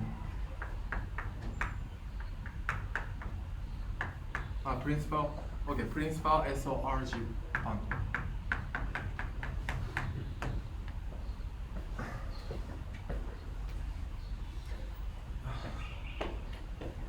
So in real vector bundle E M, so you can introduce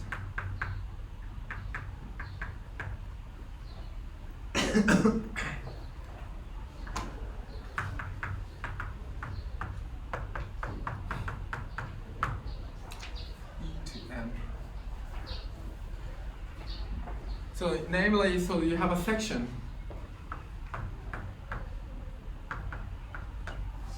and you just define S1, S2 metric G, such that the this is the function of that.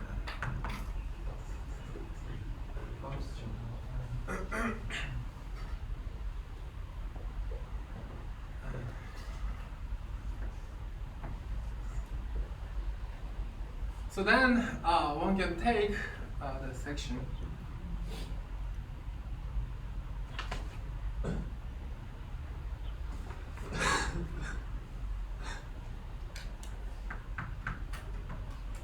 so then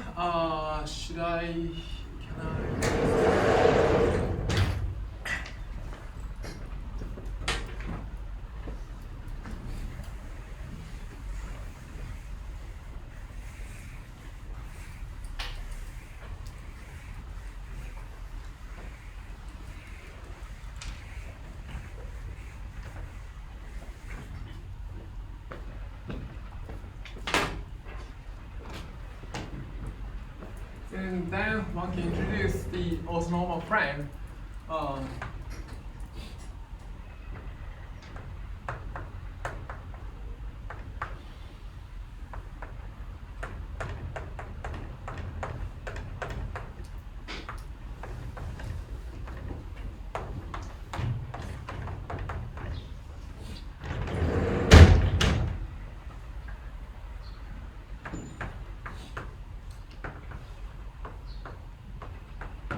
So you have a manifold N, and at the point P, you have a fiber EP. Since you have a metric on the fiber, one can introduce the orthonormal, so E1, E2, and so on, such that the EI, with this metric, the EJ is just delta IJ. So one can introduce orthonormal frame delta RJ, so that the structure group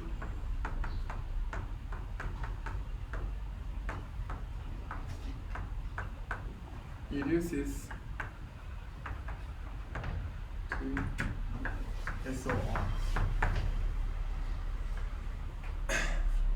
So given the fiber, so given the trivialization, so what you have to specify how they transform under trivialization. You have other trivialization, and then you have other E1 prime, E2 prime with respect to metric and transition function. Maybe transition function you offer okay. Transition function from the one trivialization to the other is transition function G alpha beta. And G alpha beta is just transformation between two orthonormal frames. Okay? So therefore, this can be taken in the SOR. Okay? It's just it preserves the metric. Okay? So therefore, structure group is reduces to SOR. Okay? So then, the curvature F now take two form over M, but matrix value of the Lie algebra SOR. Okay? Now Lie algebra SOR, which means that the as you know, it's anti-symmetric. Okay? It's the anti-symmetric.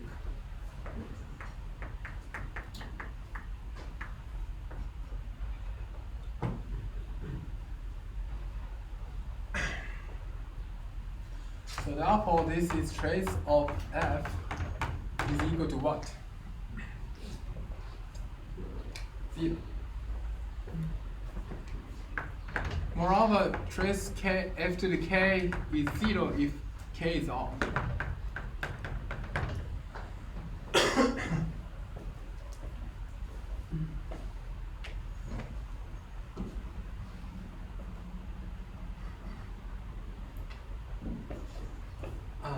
K is odd, then so you have to look at the even class.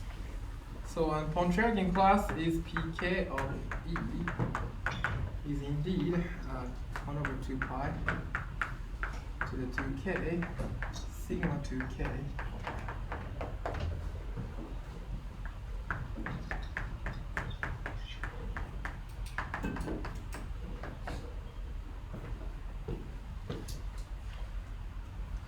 So here, the k has to be even, so I just multiply by 2k. Okay. More generally,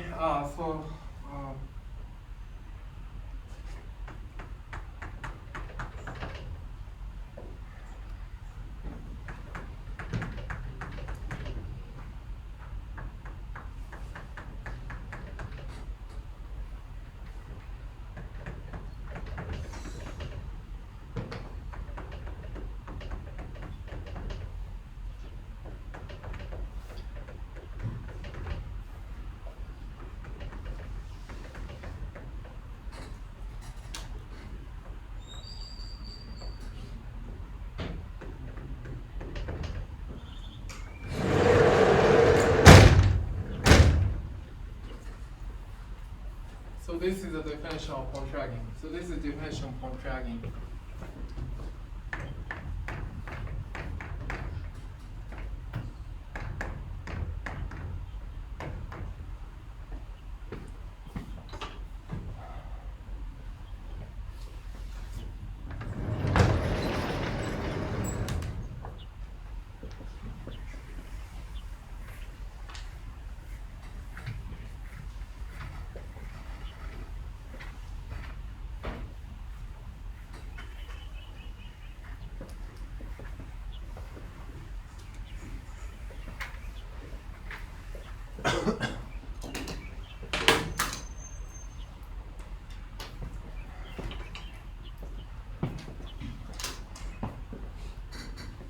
Okay. I just state important theorem by the following. So Pontryagin class, what's nice of Pontryagin class? I mean, there are lots of ways that appear in Pontryagin class in physics indeed, but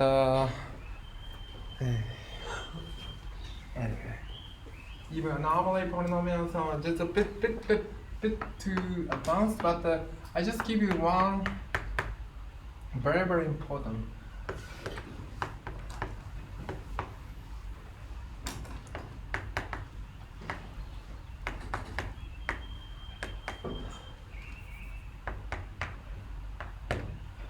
So let's M is compact, oriented,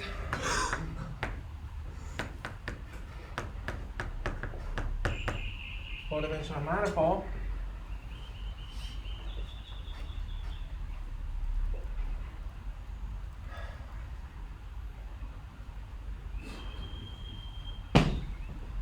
Then you just consider Hodge star in the second cohomology. Hodge star will introduce the linear map between second cohomology. The Hodge star, as you remember, HK is mapped to Hn minus k when n is the dimension of the manifold. So when n is equal to 4, it's just 2 goes to 2. And as you know, since star square is equal to 1, okay? So therefore, this will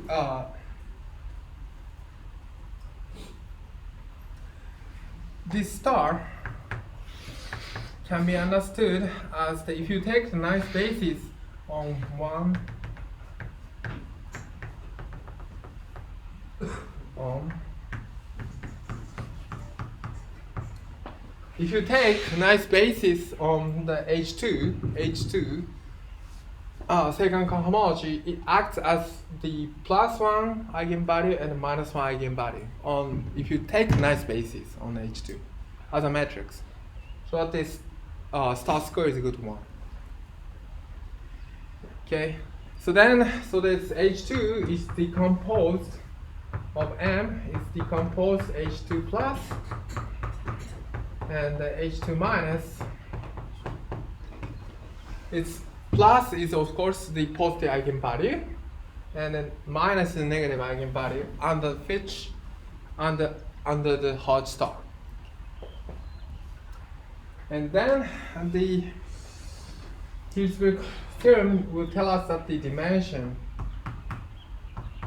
H plus 2 of M minus dimension H minus 2 of M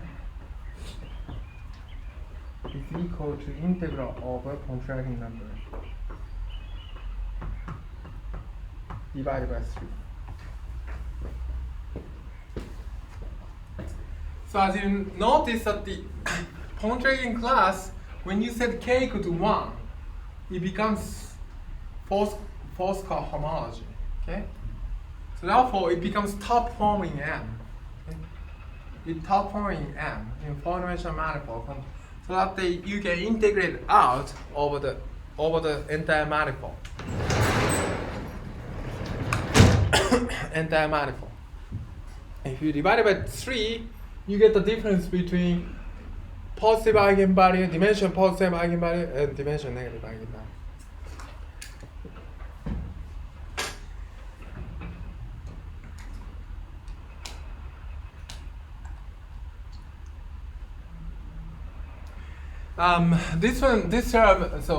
This term is created right after he received. Yes.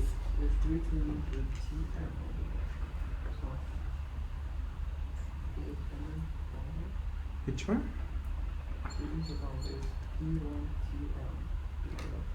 Oh. Okay. Yeah.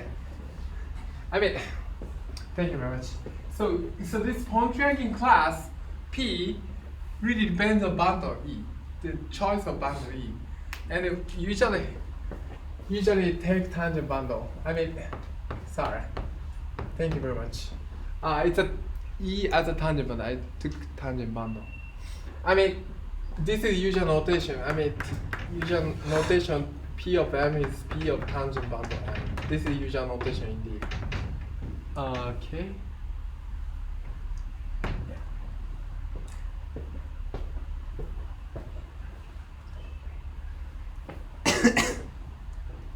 Thank you very much.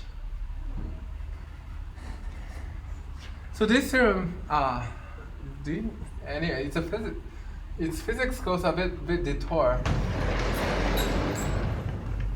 So this René-Thom constructed cobordism theorem. And this is also related to, nowadays many condensed matter physicists use cobordism to consider anomaly and so on, even physicists. Cobordism theorem, and then right after he received the paper with the cobordism at IAS in Princeton, his work just immediately create this theorem. And this will lead you to the index theorem and so on. His work, Riemann-Loch and so on. His work, Riemann-Loch. Roch and so on. And so on, we will see how it goes. Okay, so this is the Pontryagin class. I think Pontryagin class is after Chern class, so let's introduce Chern class. Which one? Here.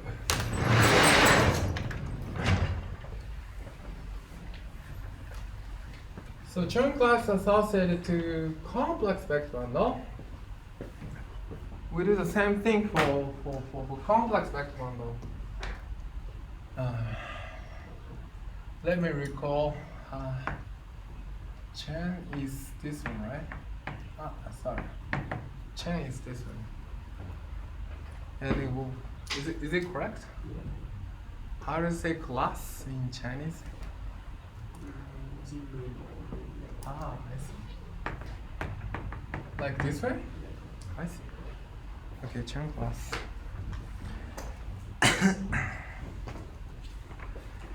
So now we consider E to M is complex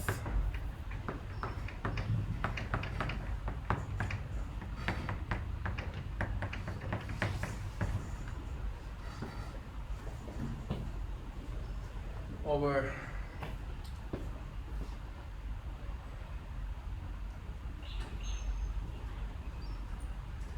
so namely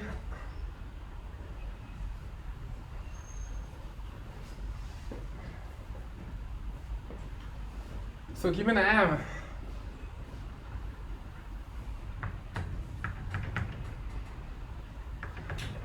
at each fiber you have a copy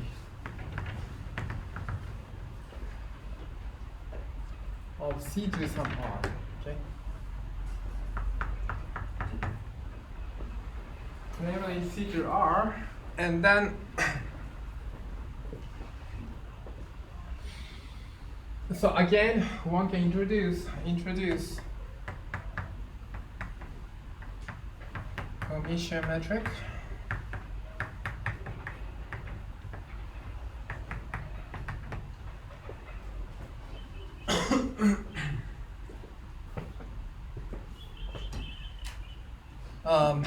Such that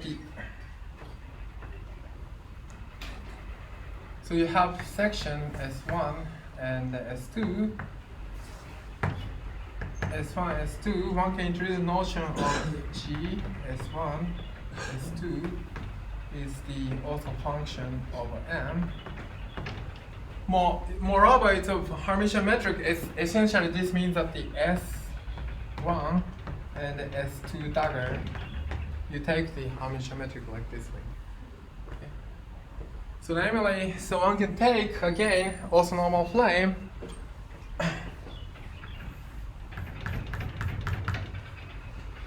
Given this Hermitian metric,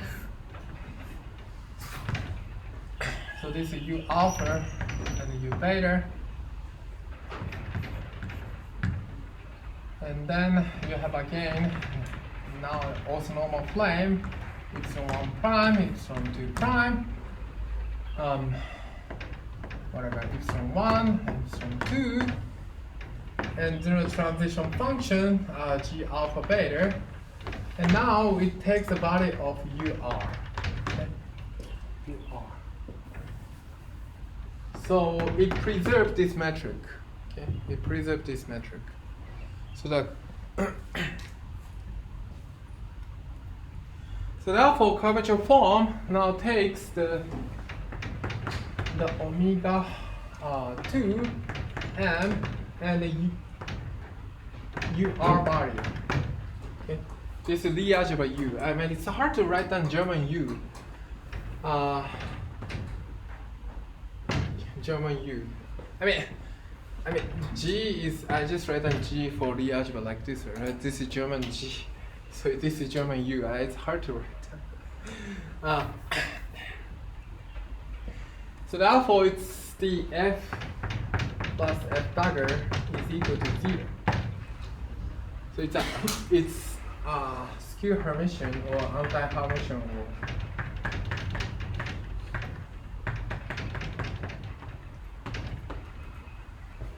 Okay. So therefore, if you use this condition on trace of fk to 2 pi I,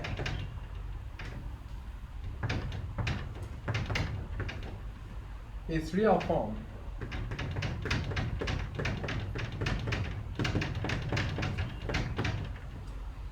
Do you know why? So it's a skew Hermitian, so therefore it can be diagonalizable. Okay, diagonalizable, but it has to be purely imaginary.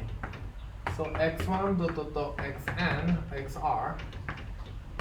Okay, to satisfy this condition. Okay, it's if you diagonalize, if you satisfy this condition, it's just complex conjugate. Okay, so therefore the complex conjugate plus this itself is equal to 0 means it has to be purely imaginary part. The eigenvalue has to be purely imaginary. Okay? So therefore, if you divide it by purely imaginary 2 by I, it should be real form. Okay? Do you understand? Hopefully it's okay. So F is indeed diagonalizable, but the eigenvalues are purely imaginary. Purely imaginary divided by I is real form. So therefore, real form to the k and take trace will give you real form. It's a real value, no longer complex value.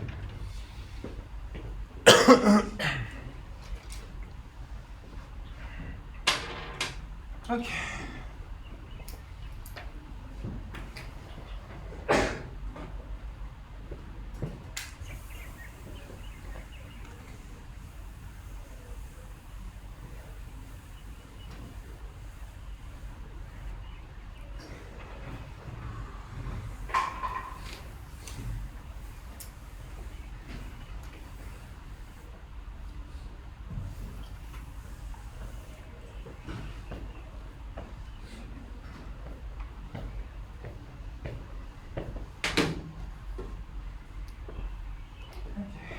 Then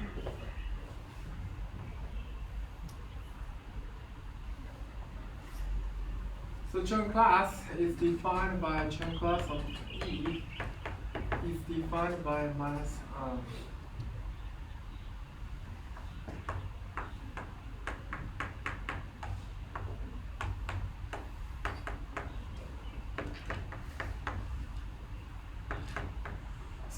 so this is indeed equal to 1 over 2 pi I to the k sk.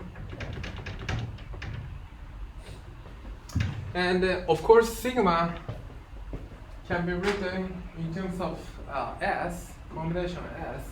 So therefore this is also real form.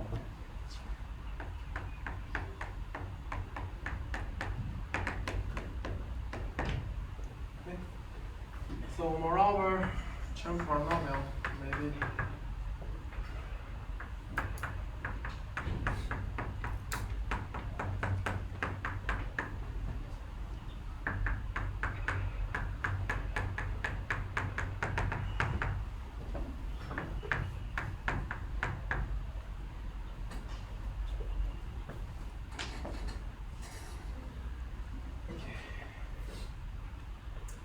So namely, and if you look at the C1E, oh yeah, anyway, C1E, this is -1 to the 2 pi I, trace of F. C2,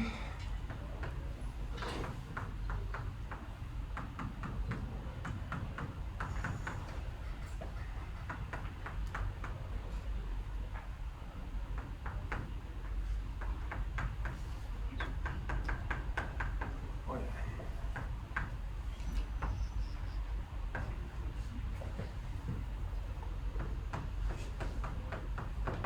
Okay, so this is the case. Now, I think I should give you the first example. Sorry. So I think, the example P1 of Pontryagin number, Pontryagin class is essentially, I already forgot the factor. I think some number, I think 1/8 pi square or 16 pi square, I already forgot. Trace of F with J. Sorry. This is the example. Am I correct? Yeah, I think I'm. I forgot the numerical factor. I will add it in lecture note. I don't remember. I have very poor memory, so. Okay, so that's the case. And then if the structure group is reduces to UR to SUR, if structure group reduces UR to SUR, Friction class is 0.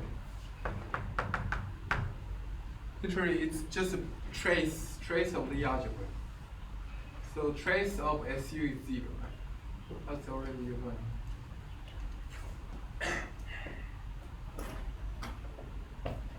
So, and then, so this construction as again, this can be also obtained by so principal UR. So you can just do the same exercise for principal G bundle, UR bundle to construction class. It's the same. It's the same. So I'm not gonna explain. From connection from principal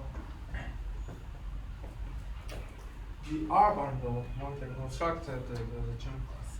And as you can easily see, the R is equal to 1.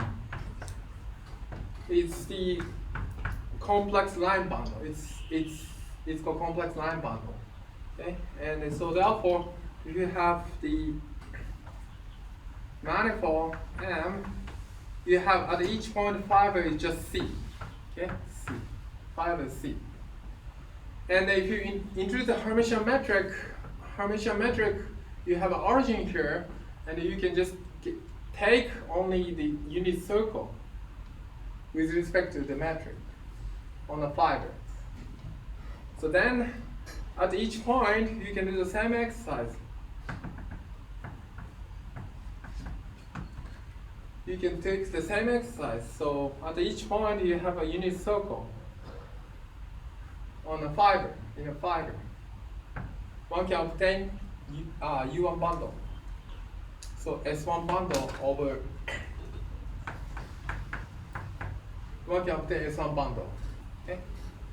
Then M is equal to S2. You have the situation I have just described like 1 hour ago.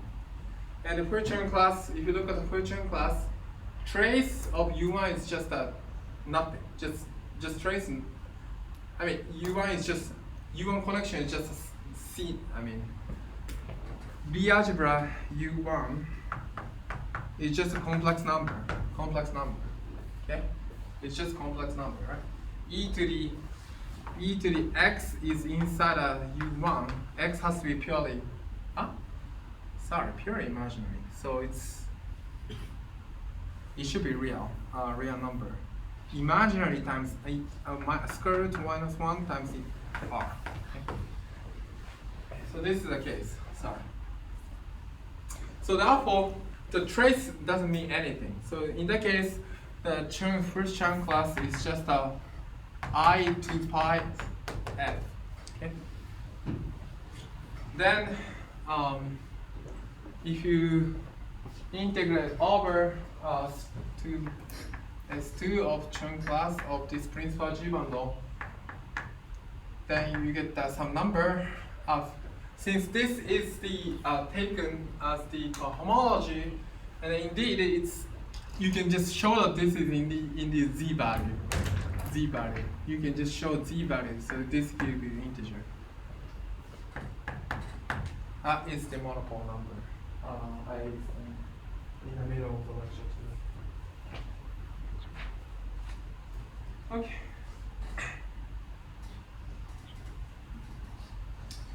Good. It's a good base.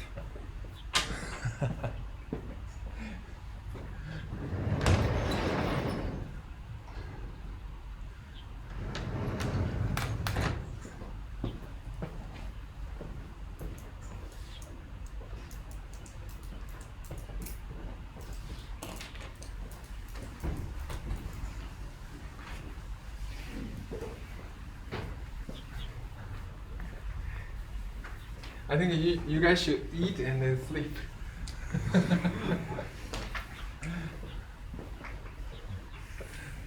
It's okay to leave actually. It's recorded if you're tired. Like you guys look like a zombie.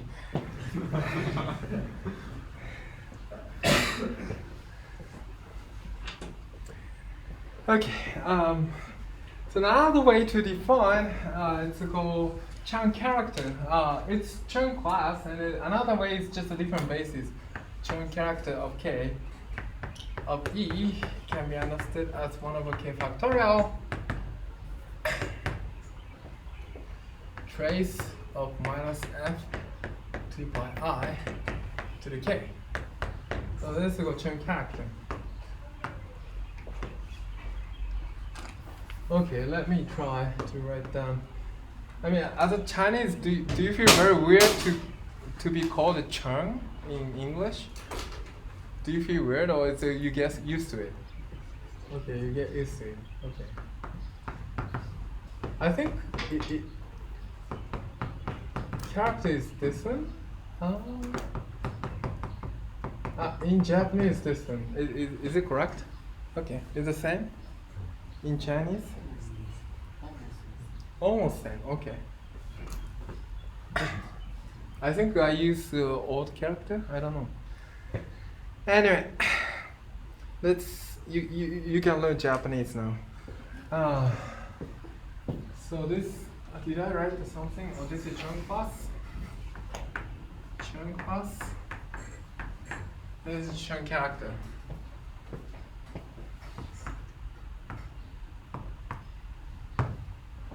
Okay. So this is different way of expanding. Okay, so therefore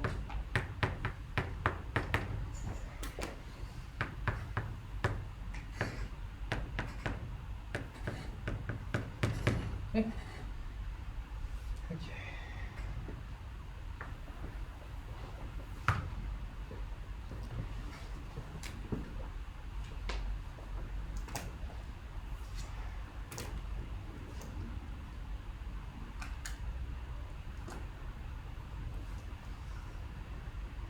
So the relation between Pontryagin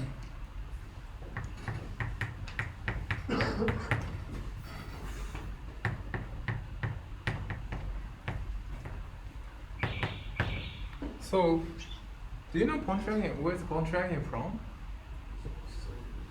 Yeah, so he's a Soviet Union.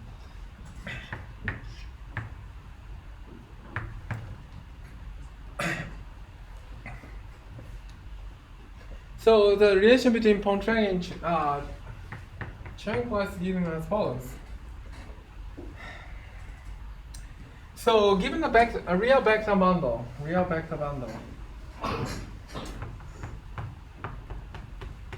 okay, real. So M at each point you have fiber, which is some r to the some power, r to the r. And you can complexify by c, which is c to the r. So complexify means that you can just double the dimension. You just add the imaginary direction and just consider fiber like this way. Okay. So this is real. Okay, it's the opposite, but a real axis and the imaginary axis. You just add the take a tensor product c is just add the imaginary axis, so that the fiber becomes r to the r to this c to the r. Okay, it becomes, so therefore this is complexification. So E goes to E to the cross r cross c. So this is becomes complex vector bundle. So then the relation between Pontryagin class, which, so where does it sit?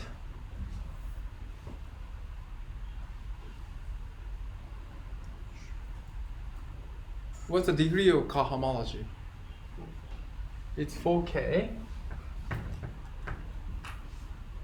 So it's 4K of MR is equal to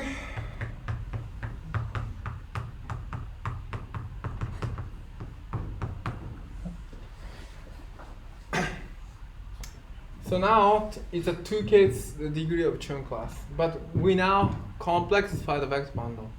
So therefore it's also sitting in the H 4K degree. That's a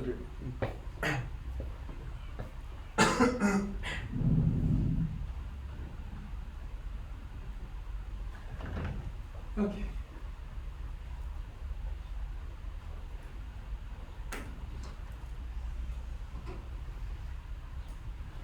And then since sigma k equals 0 for real vector bundle,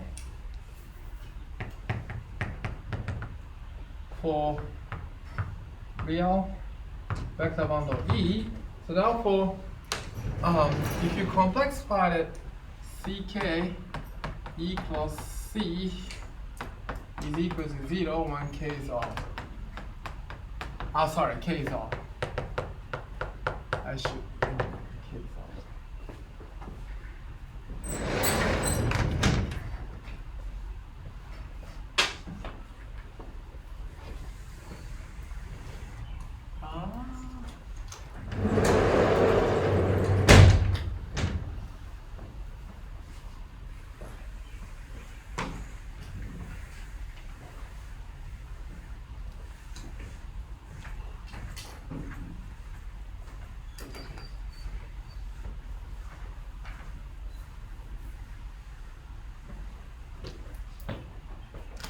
Okay, and then I just give you some property of the Chern class.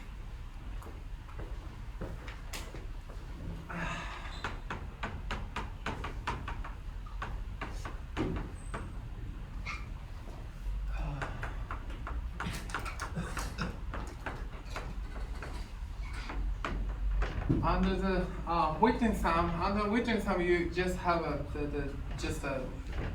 a wedge product between Pontryagin class, and also the same as true for Chern class of E1, wedge Chern class of E2 under the Wittgenstein. But you have to be careful about the Chern character. Yeah. But how about the direct product? So how about direct product? This is not that straightforward about the Chern. This Chern Pontryagin is coming from sigma k, invariant from sigma k. This does not behave very well under the direct product. But this Chern character comes from sk, essentially trace of f to the k. sk, this will behave very well. So this will behave Chern of E1 plus wedge Chern of E2, and also a Chern of E1 plus E2 is Chern of E1 plus chain of E2. It becomes nice, it's called functor. Chain character becomes nice functor under the K theory indeed. So this can be easily understood. I mean, F can be understood as the F0, 0, F to the E1, and F for E2. For if you have E1 plus E2. Okay. So as a vector space, you can just take a Whitney sum or direct sum as a vector space. Each fiber, you just had the two copy. You just have a two copy. Then the connection takes the following form. So one connection is for E1, the other connection for E2, and the entire bundle for E1 plus E2, Whitney sum, they behave like this way. So therefore, essentially, chain character is trace of f to the k 2 pi I minus to the k, right? As far as I remember. Is it correct? Yeah. And then 1 over k prime. So this structure is indeed preserved. This structure is preserved under the Whitney sum. So therefore, it's just a plus sign. And you can do the same exercise for tensor product. You can see this is wedge product. And then some people, I mean, condensed physicists now start studying K theory, but because of Stein's work. K theory is essentially,